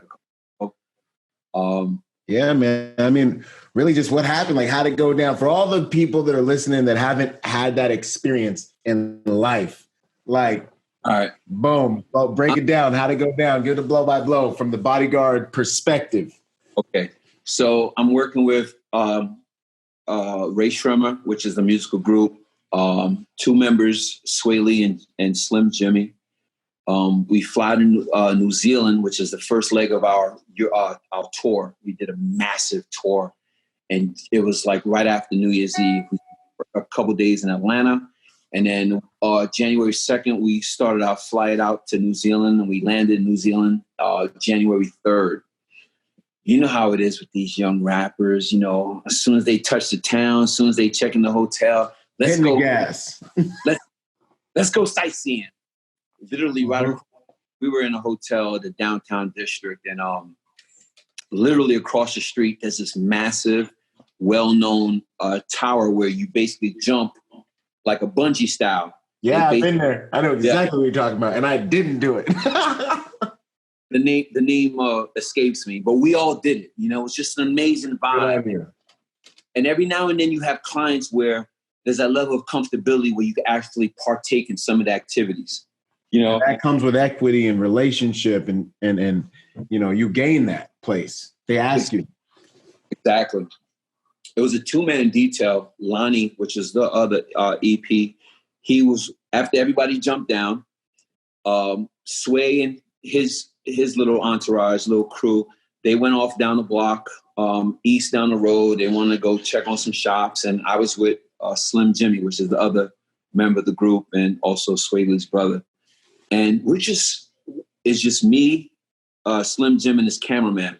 And we're literally walking the streets. This is a metropolitan area. At the time, New Zealand was rated the most safest place in the world. Literally, 2018, no lie. You can go. New Zealand was, before my incident, New Zealand was the safest place in the world. No guns, no knives, no brass knuckles, none of that shit. Yeah. Get caught with a pocket knife, 4 inches, you're done. Get out of it. Leave the island. So we're walking down the street, and again, I keep my distance, 4.5 feet. Jimmy's walking around with his cameraman. All they're getting is BTS. BTS is behind the scenes footage. Yeah. As we're walking down the sidewalk, I see a group of guys stand up as Jimmy and the cameraman are approaching, and it goes from are these fans, Weird. And in New Zealand, every motherfucker's big. Everybody, yeah. New Zealand, Australia, Samoa, Usos. Okay, I'm 6'5".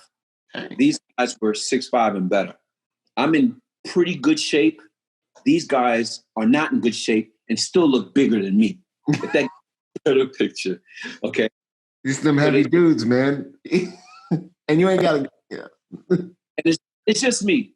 Listen, I don't care about any of these John Wick Instagram. Listen, all that tough guy shit goes out the window. You got literally 4 big Usos literally surrounding us. In addition to a New Zealander who was a female and a little guy. And immediately, the friction starts. Hey, man, why the fuck you niggas coming over here fucking with us? We're just over here trying to smoke and drink, and you over here recording us and shit. You motherfuckers need to go back to fucking where you came from. Fucking niggas, American motherfucking. Listen, bro. Listen. The whole. Now you got to keep your head cool, so you start trying to work it, because we're trained, assess the situation, right. Don't over, maintain composure, and then come up with a solution. Either retreat or fucking attack. So no matter what you do, no matter what I did, you've been in situations where no matter what you said, they trying to fight. They want it. They just want to fight, yeah. Byron, this day, January 3rd, I used some of my best judo. Sometimes the judo don't work. You were like laying them down nice. I remember saying to myself, and it happens like this. I remember saying to myself, wait, that didn't work? Yeah, like that was so pretty. Like I laid that down so pretty. I basically just greased you. Like I gave you all the world, King New Zealand. What are you saying? Like you still want smoke? Fuck. We just landed. We literally just landed, literally just checked in the hotel, literally just jumped off the fucking building. And now I'm about to fight? That's literally what goes through my head. Like, yeah. It's 2018. Why are we even mad right now? So they literally had us surrounded. It was 4 of us that had us surrounded. And I kept telling them, listen, I don't care what the fuck you say. Just please don't walk up on my client again, because it was that whole chest bumping shit. Yeah. And shit. And I kept saying to myself, you know, you get to that point in a confrontation where you say, okay, that's my imaginary threshold. If he crosses that line, I got to strike. Yep, the minute he crosses that line, or the minute he puffs his chest, or the minute he makes an overt hand shit, it's go time. Yeah, we're already past. We're past that line now, and now it's time. Something's got to go down, and I got to stay ahead of it. Listen, I tried. I don't care what anybody sees on TMZ and all the beat down shit. I tried everything in my power to avoid that day. And one of them was holding a 40-ounce bottle. Everybody knows what a 40-ounce beer bottle was. I couldn't tell you what brand it was, but I distinctly remember the 40-ounce because I was saying, damn, they still got 40s? The stuff you think about when you're in violent altercations, it's crazy because you're like brain, it's almost like, oh, wow. Like you mean like over the smallest, weirdest things, like ultra clear-minded, like. Bro, I've been in shootings where the state attorney asked me specifically, what were you doing? I said, well, I remember I stepped over that cigarette butt. And they're like, what? You stepped over cigarette butt? I said, yeah. I remember the cigarette butt because it had bright red lipstick on it. And I said to myself, damn, I hate makeup. This is so real. Exactly, man. I had to testify as to why I noticed a cigarette butt in a deposition. All right, So go back. I remember the 40-ounce because I'm like, damn, these motherfuckers still out here drinking 40s? And he was holding the 40-ounce typically like this during the initial confrontation. As it started to fester, he switched his grip. Yeah. And he's holding that aside. So I'm saying to myself, if anything happens, it's going to come from him. Mm. If anything happens, it's going to start from him. But he wasn't the biggest guy. Okay. Anybody that's been in a volatile situation, multiple offender confrontation, will tell you, you're going to scan, you're going to assess, and you're going to try to get the biggest, baddest motherfucker first. That's the ultimate threat. Yep, that's you got to deal with King Cooper first, pimp. No matter what. That's Juggernaut first. And that's the one that you either punch, knock out, kick in the face to set the standard for these other motherfuckers. Because they're going to, oh, shit, or like, let's go. Yeah. On January 3rd, I took my best shot at the biggest motherfucker. And he took 2 steps back, and it was let's go. Dang it. And we're in the gas. It's gas at this point. We're into it. So I hit the first motherfucker because he was the one that kept doing the chest bump. He was the one that kept doing posturing. He was the one that was most. And after I took my shot, and I'm not a professional fighter. I'm a seasoned fighter. But I took that shot, didn't knock him out. Took 2 steps back. On his second step, that fucking 40-ounce bottle came cracking over my head. Oh, and I had the scar to show it. Hits me over the head with the 40-ounce bottle from my right side. Boom. Luckily for me, the son of a bitch had a red shirt on. Had just enough beer that cleared my eyes where I was able to see the red shirt. I bend down, scoop him up, slam him over my head. Boom. I start raining a rain of terror on him.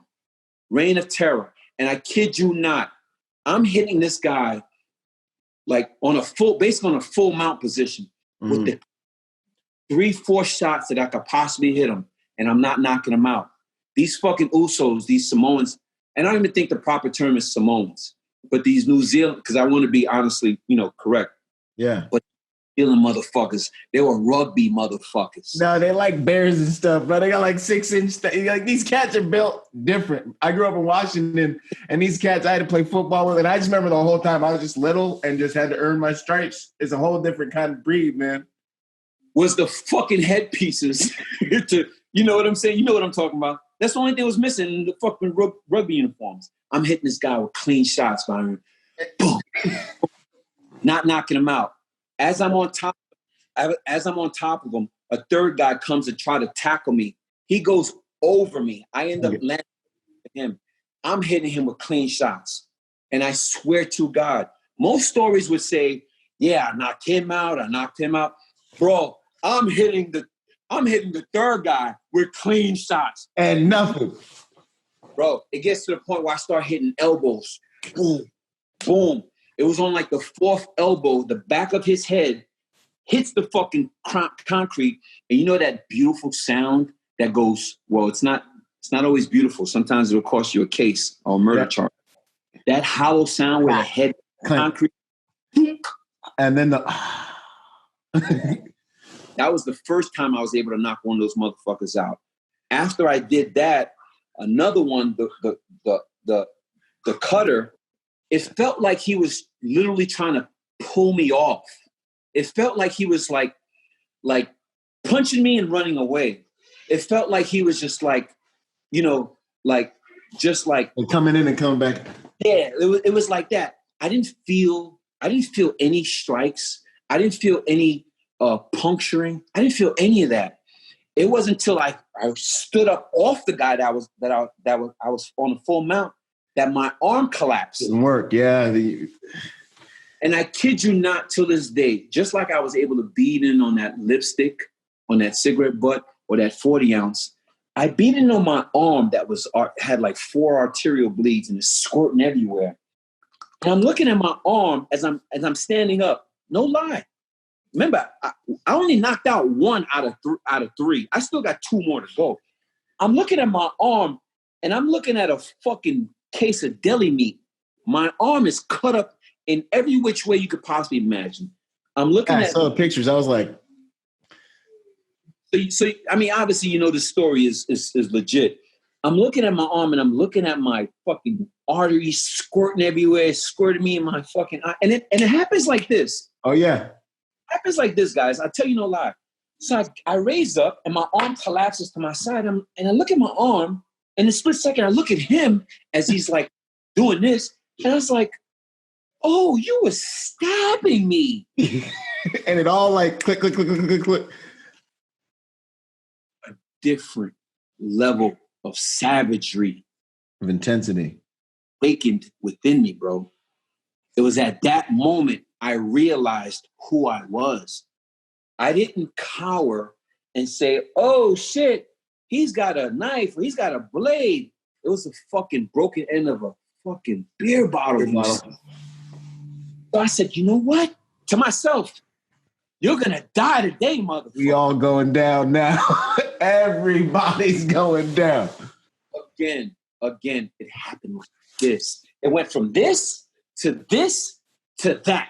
And that's what you saw on TMZ. You saw that after that. The TMZ didn't, and I reference TMZ because that's what everybody sees. That's all they know about the situation. Yeah, that's the highlight reel.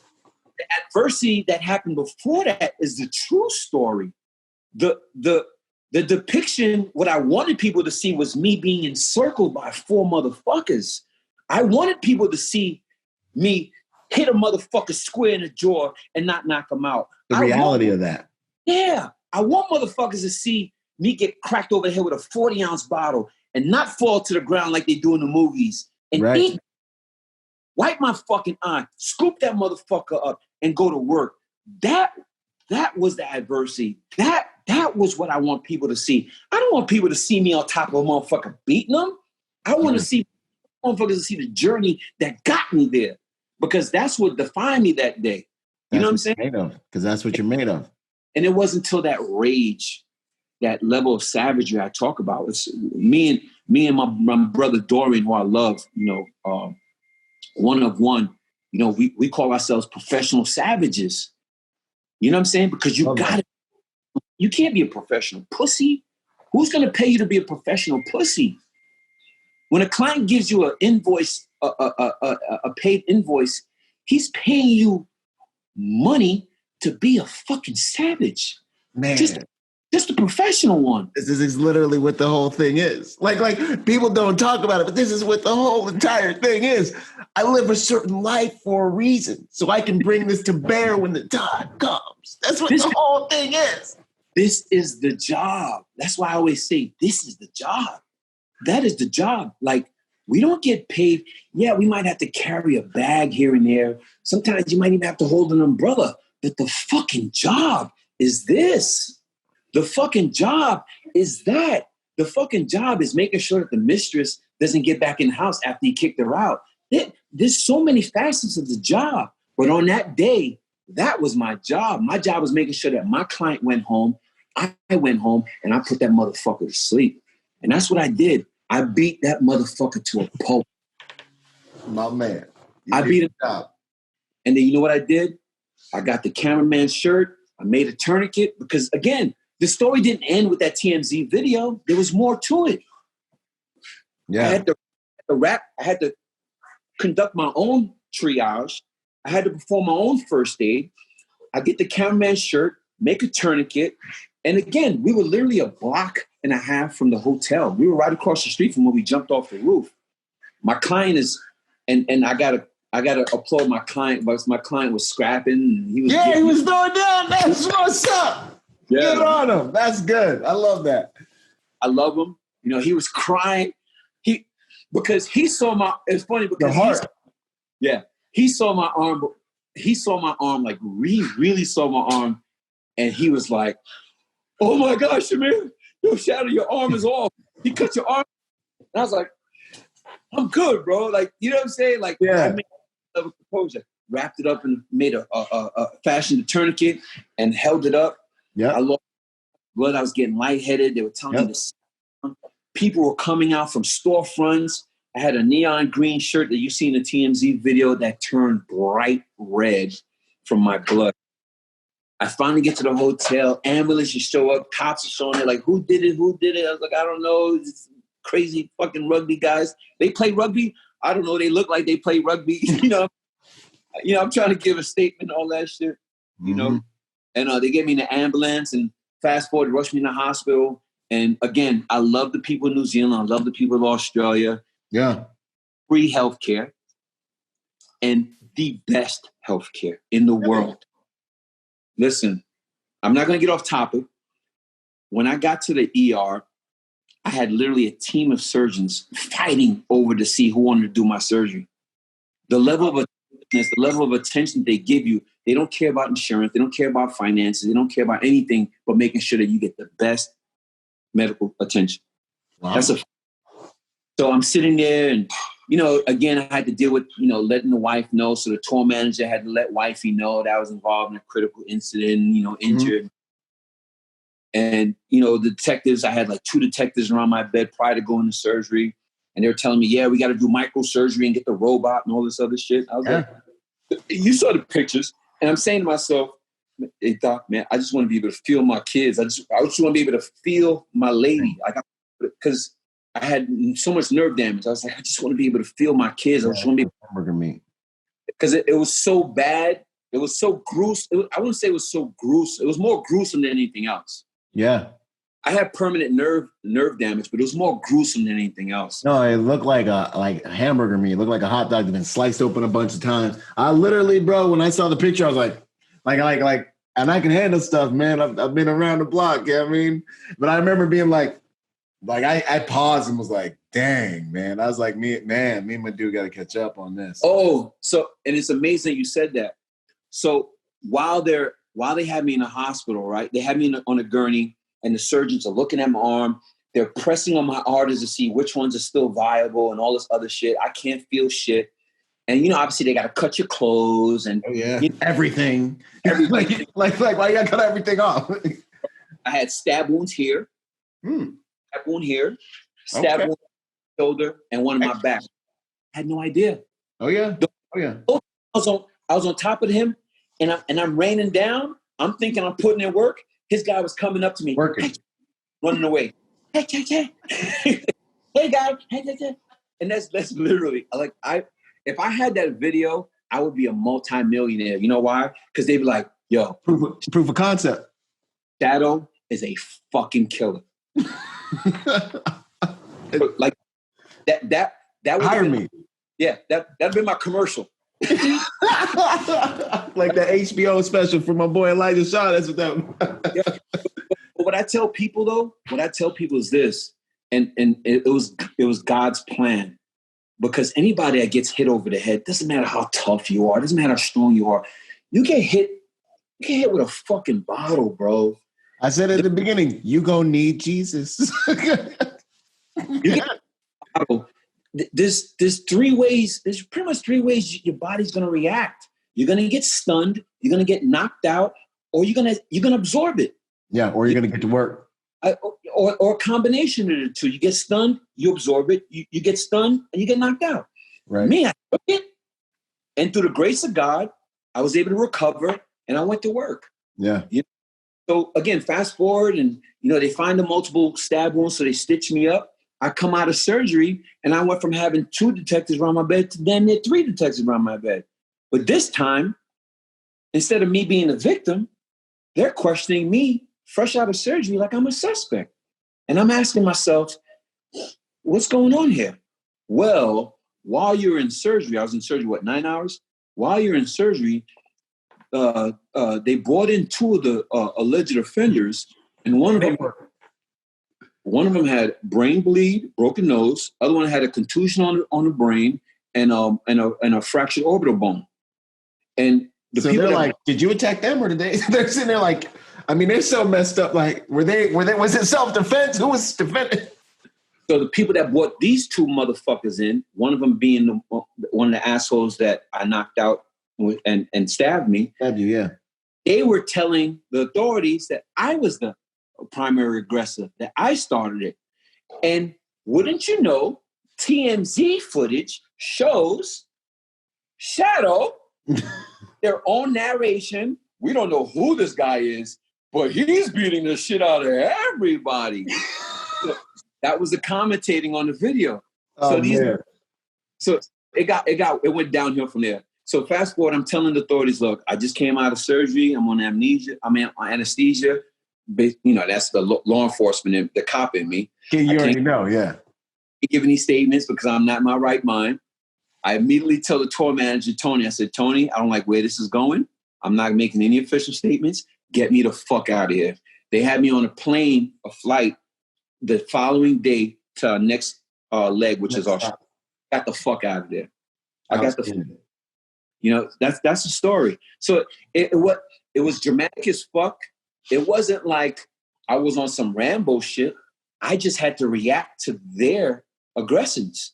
I had to perform to my own levels and perform exceptionally. To your max levels, man. You had to go full tilt. But Byron, the odds were stacked against me, bro. And I can't tell you if it happened again, the same result would happen. Yeah. More knowledgeable of that type of confrontation? Yeah. Am I less sensitive to an edge weapon attack? Yeah. I mean, honestly, yeah, I can literally use my arm as a shield now because I have nerve damage. I can't feel shit. So, now this is going to be my defense. Yeah, stab me here because I'm going to punch you. Right.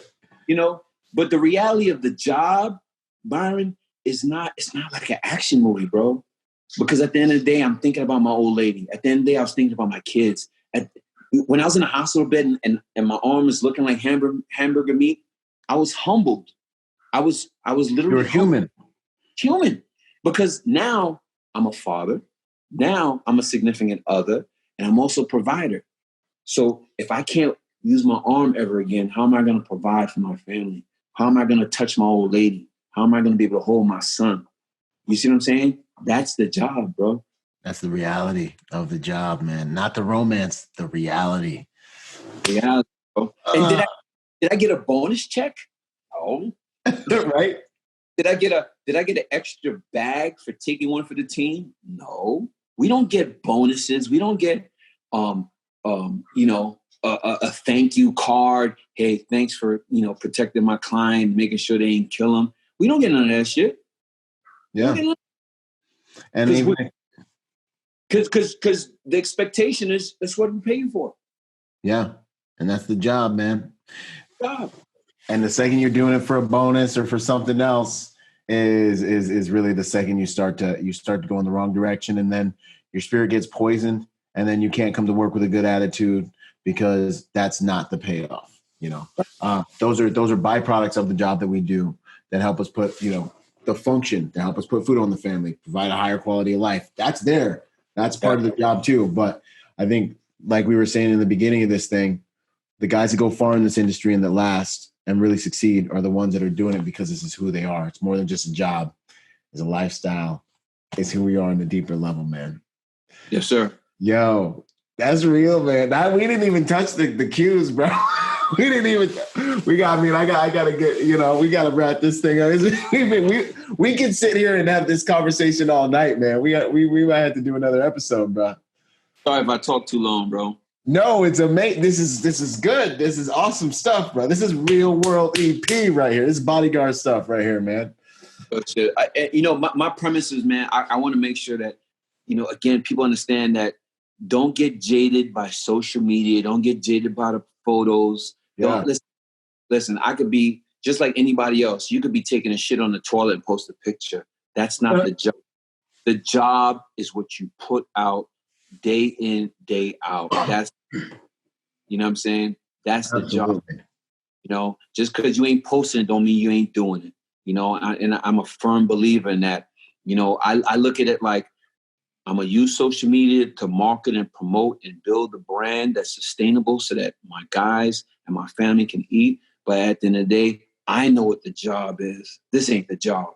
The job is out there freezing your ass off, not getting any appreciation from these same motherfuckers that would cower behind you once the bullets came, because it's happened to me, bro. It's 100%. happened. I'm talking about like shootouts, and you won't even get a thank you.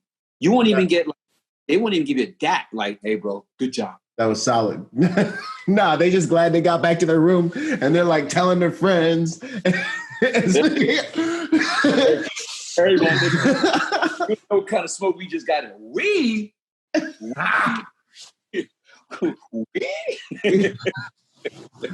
Man, that's good. That's good. Yo, closing questions right quick.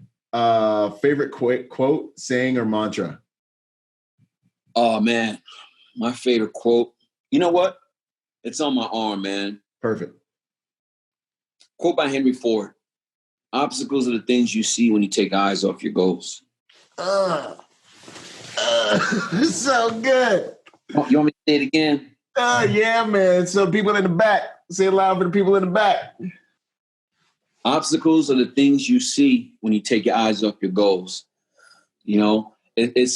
It's kind of like that whole, like, hey, Shadow, what is the thing that you pride yourself on? And my ability to focus, my ability to I call it target acquisitioning. Yeah. Wifey just sat down at the table and, again, how many people you killed since we walked in the restaurant? I killed 12. It's kind of like, if you don't see it, you don't recognize it, it doesn't exist. And for me, that's weakness. I don't see weakness. I don't see failure. So it doesn't exist. Like, I don't see, like, it's kind of like, what do you call it? You have the good and bad. You got, I'm trying to find the right word. At devil's advocate. You're devil, they present the good, they present the bad. Yeah, right. I've dealt with Murphy's Law my whole life. Fuck the bad. Right. I focus on the bad because I don't believe that there's bad. You know why? Because I'm too good. I'm too good at what I do. So I know I'll always be able to compensate and overcompensate for any deficiencies that may come my way.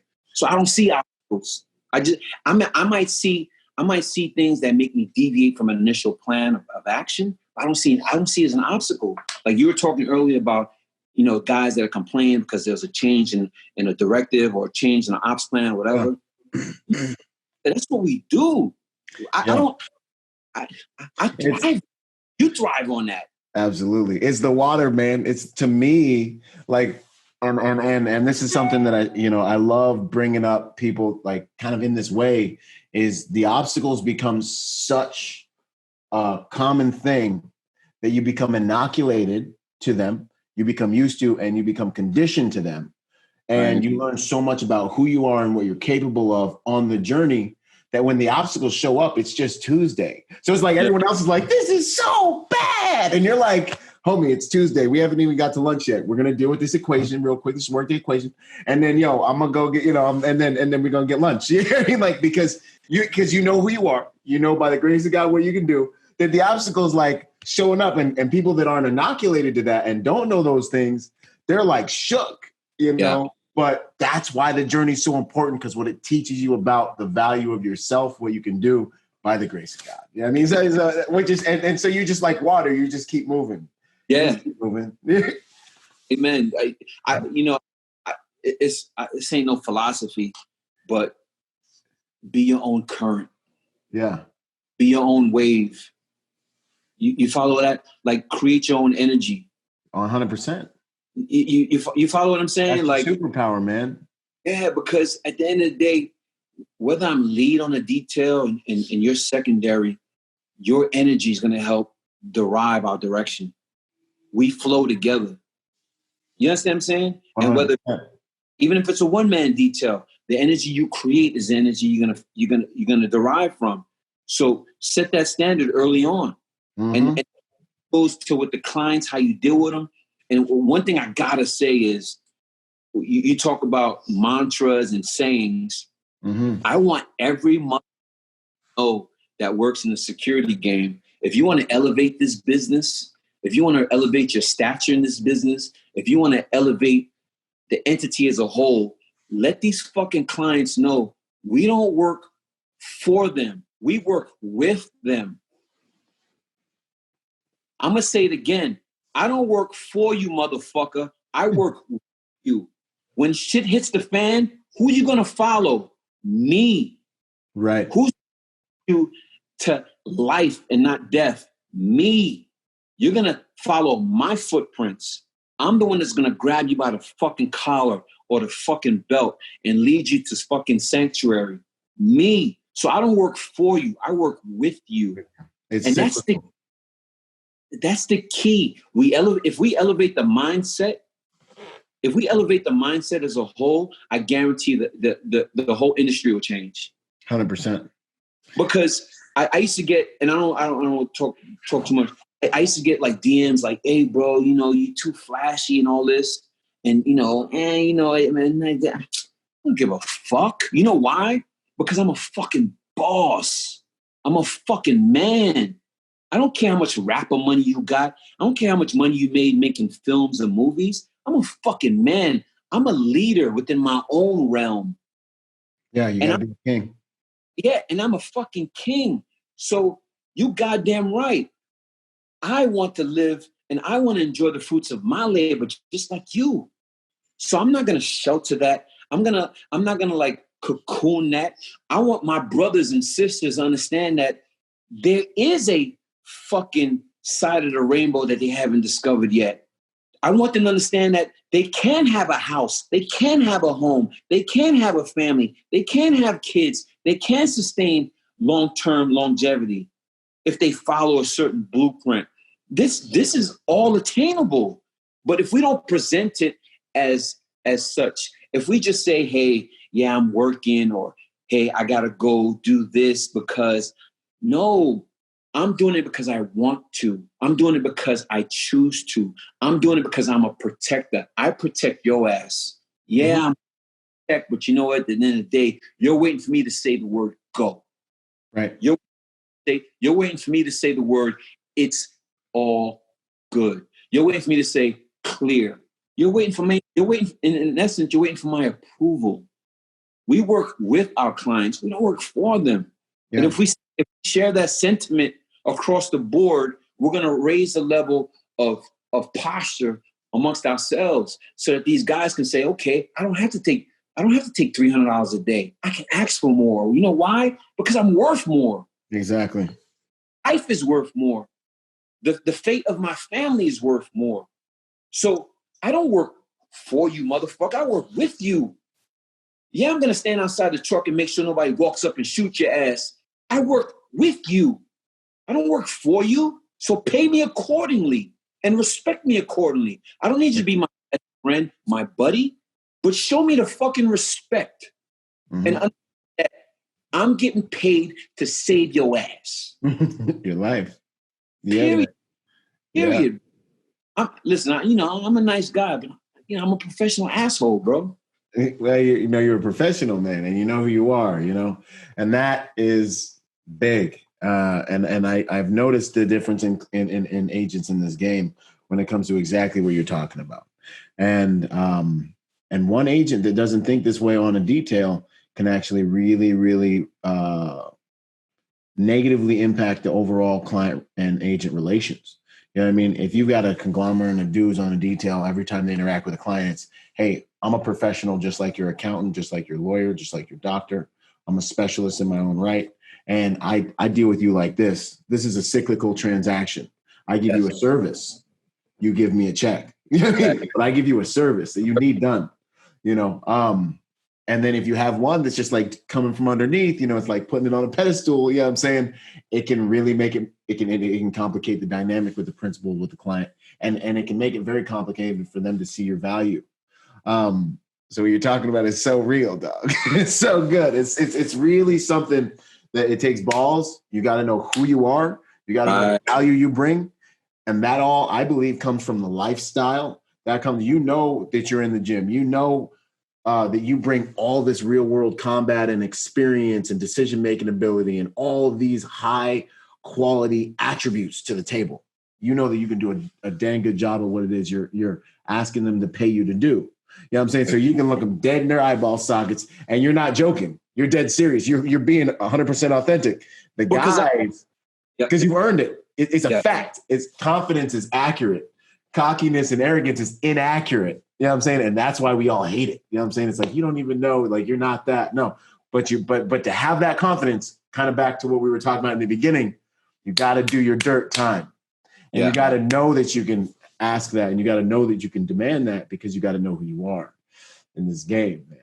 Yeah, remember, that's some good stuff, man. Shamir. Good, bro. It's good. You know, I think our responsibility to the young guys is to continue the education.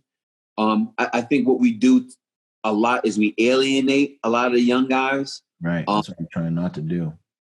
You know, she gets mad at me all the time because I'll spend an hour trying to answer DMs. I'll spend an hour trying to, you know, just respond to. She's like, why you? Listen, I have a responsibility because I was once them. I can remember 2013. I'm sending messages and DMs to these supposed top tier guys that are no longer with us. Yeah. And I'm begging for an opportunity. Yeah. And I'm like, I'm my own opportunity. I don't need anybody. I mean, it could obviously be beneficial to facilitate a relationship that can help me get in the door. But if it happens, what's better than creating your own opportunity? What's better than going out and hunting, going out and networking, going out and building yourself and creating a brand and all that shit? Or calling a guy like Brian Rodgers and say, hey, I know you don't know me for a hole in the wall, but like I get these texts and DMs all the time, Brian. I swear to God, I'll send you a speech. I would be willing to come down and shadow you for an internship. Like, guys are willing to work for free. Mm-hmm. And these are the kind of guys I want. Right. Obviously, I have to work for them, and I have to tell them, hey, unfortunately, my clientele doesn't want a random face around, doing internships. If I could, I would, but I can't have a fresh face, walking around NDAs, etc. But this is the type of hunger we want. These are the type of people around. Right. Yeah. And man, honestly, like, that's why I created the training day product, man. Because it was like, I was getting them, I'm getting them same DMs, and I got people hitting me up. Bro? Huh? Talk about it, bro. Man. And this is literally why I ended up creating it, because I'm like, these dudes need to learn there's dudes in the game that need to learn how to up their game. There's dudes who are trying to get into the game that really need to learn how to get into the game. Now, with this whole digital marketplace, you know what I'm saying? If you know how to pound the pavement and go out and create opportunity, and you know how to work the digital market space to find opportunity, world is yours. The sky's the limit. Like, it's so much easier now. Like, for me too, when I got in the game, I got snatched up out of a bar bouncing because it just, it was the grace of God and the right time, right relationships. And I was looking for that opportunity and creating it by the way I was interacting with absolutely everybody at all times, 24/7. And So that's why I created the Training Day Success Package, because literally it's an opportunity for me to teach these guys those ways on how to get into the game, how to take their game to the next level. But then I stay and I consult with them on a weekly basis and in our membership area, and I give them live interactive information. Yo, how do I do this? Can you look at my IG real quick, or look at my LinkedIn real quick? Or how do I build an effective LinkedIn account? Or how do I, I got this going on this detail. Yo, I messed up last week. Like, and I'm just like, yo, this is my opinion on how you should deal with it. Not the way, a way, but that's the beauty of that thing, man. That's because honestly, I mean, you obviously thought outside the box to create that. Yes, okay. Sir. My skill set doesn't allow me to be that technically savvy to do that. So I applaud what you're doing, because there's so many young, hungry guys that sometimes I'll just send a simple reply with a simple response or a simple question, and it'll change their lives, bro. That's the truth. Literally, it's the responsibility that comes with the level you're at, man. And I love that you value that and you step into that and you use, and you're wise with that and you're sensitive with that, man. Because that's why we're here. God put me in a position to be where I'm at. Yep. So the only way I can repay him is to pay it forward. Yep. You see what I'm saying? You even where I'm at, I humble myself because I know it could be gone just like that. Yeah. Today you're hot shit. Next minute you can't even get into an event. It was all a dream. Yep. Just like that, man. And I've seen it. I've just seen it happen. And like the Heat just missed me multiple times. You know what I mean? I've just seen it and been like, dang, dude can't get on the jet right now. Like we're sitting here. And, the client's like a lion on the plane running around just smoking fools. You know what I mean? You're just like, Father, okay. I guess I got another day in the game, Anyway, man, Shamir, it's been amazing talking with you. I got to wrap this thing up. We can sit here and just kick it back and forth for the rest of the night, but I'm gonna have to have you back on here, man. This is good. This is 2 episodes right here, bro. All right, bro. You know what? We didn't get to any of the questions. We'll do them next time, man. We got it already locked and loaded. All right, bro. No, I promise I'll be better prepared with the technical. Now I know how to set it up. No, that's on me. Special thanks to everybody that, tuned in, logged in, and support, both our enterprises and what we're trying to do. Yes. Please subscribe, check in all the channels having to do with Byron, his training, his, virtual platform. I'm going to support anything you do, brother, because the bigger and better you are, the bigger and better I'm going to be. You know what I'm saying? Yeah. Your ray of sunshine is mine, brother. You know what I'm saying? So we got warming each other's plates up, man, because it's just too much divisiveness, man. Yeah. Like if we really came together, we would monopolize this motherfucker. Absolutely. We can literally be a Fortune 500 entity, like a publicly traded entity. If every fucking bodyguard, security professional, whatever, came together and created a unified front, on a unified platform with a financial sustainable foundation, they couldn't fuck with us on any level. We would set standards across the board. And again, I know you want to go, but we would create standards across the board where there would be a fucking mandatory minimum. Can you imagine? Could you imagine that it didn't matter if you were in Florida or Washington, motherfucker, you would get paid. You get paid the same minimum daily amount. Why? Because we raised the bar. We raised the standard. So a client in California knows when he goes to Florida, he's going to have to pay the same bag. So there's no more of that divide and conquer bullshit. There's no more of that shop around shit. Why? Because we sticking together, motherfuckers. So there's 1 million bodyguards, and there's 1 million bodyguards in the Knights of the Round Table. I'm going to tell you that's the model I created. Knights of the Round Table. Just imagine all the bodyguards across the nation, unified, sitting at a round table, and we're all throwing shit back and forth for how we're going to do, how we're going to expand, how we're going to build, how we're going to improve standards, training, finances, legal assistance, medical assistance, because we don't have health care. I don't have health insurance. As successful as I am, I don't have health insurance. You know why? Because it's too much. I'd rather put health care on my family, make sure they're good. But we as the protectors we have to neglect ourselves for the betterment of the whole, right? Mm-hmm. But imagine we had a fund. Imagine we had a union that we can go to, they could reach out to. That's the job. That's my job. Wow. Man, that's huge, man. I think it's coming. That's what's up. That's big. Knights of the Round Table. Look for it. My wife told me I'm not allowed to die till I'm 88. Is that right? 88. Yeah. All right. So I got 43 more years, right? So before I die, I want to see this come to fruition. Okay. That's what's up. All right. Heck yeah, let's do it, man. Yeah, I think you're gonna be the one to do it too. I'm right here with you. Boom. Hey, it's an honor, an absolute honor, my brother. I look forward to the next time we talk. We're gonna have to chop this up again. This is an awesome episode. And man, much love and respect for everything you're doing out there. So y'all go follow my man Shamir, and yeah, let's pay it forward, brother. Likewise. All right. All right. Have a good one. You too. Out.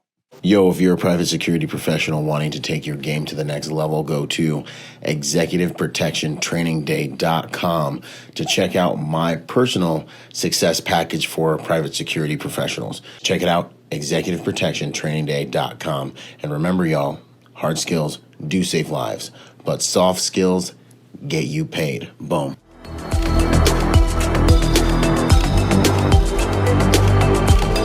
Boom. And to support this podcast, go to executiveprotectionlifestyle.com and contribute to our Patreon account. That Patreon account is what helps me make this podcast possible, contributing to this brand, what we're doing here, making it so that I can bring better guests on, making it so that we can plan more events and just expand the contribution to the private security industry and also to making America a safer place. Do whatever you can, contribute whatever you can, because it makes all of these things possible. Thanks for those contributions.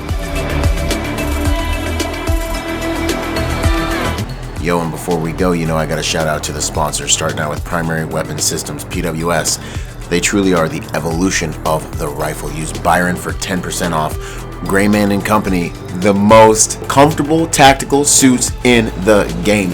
Use Byron for 10% off with them. Ballistic Theory. You're going to start seeing a lot of stuff with me in Ballistic Theory because they got good ammo for good prices. Use Byron for my discount with those guys as well. Last but not least, Executive Protection Institute. Hey, go check them out and get your executive protection education on. Until the next podcast, this is Byron Rodgers, protector by nature and by trade. Out. Boom.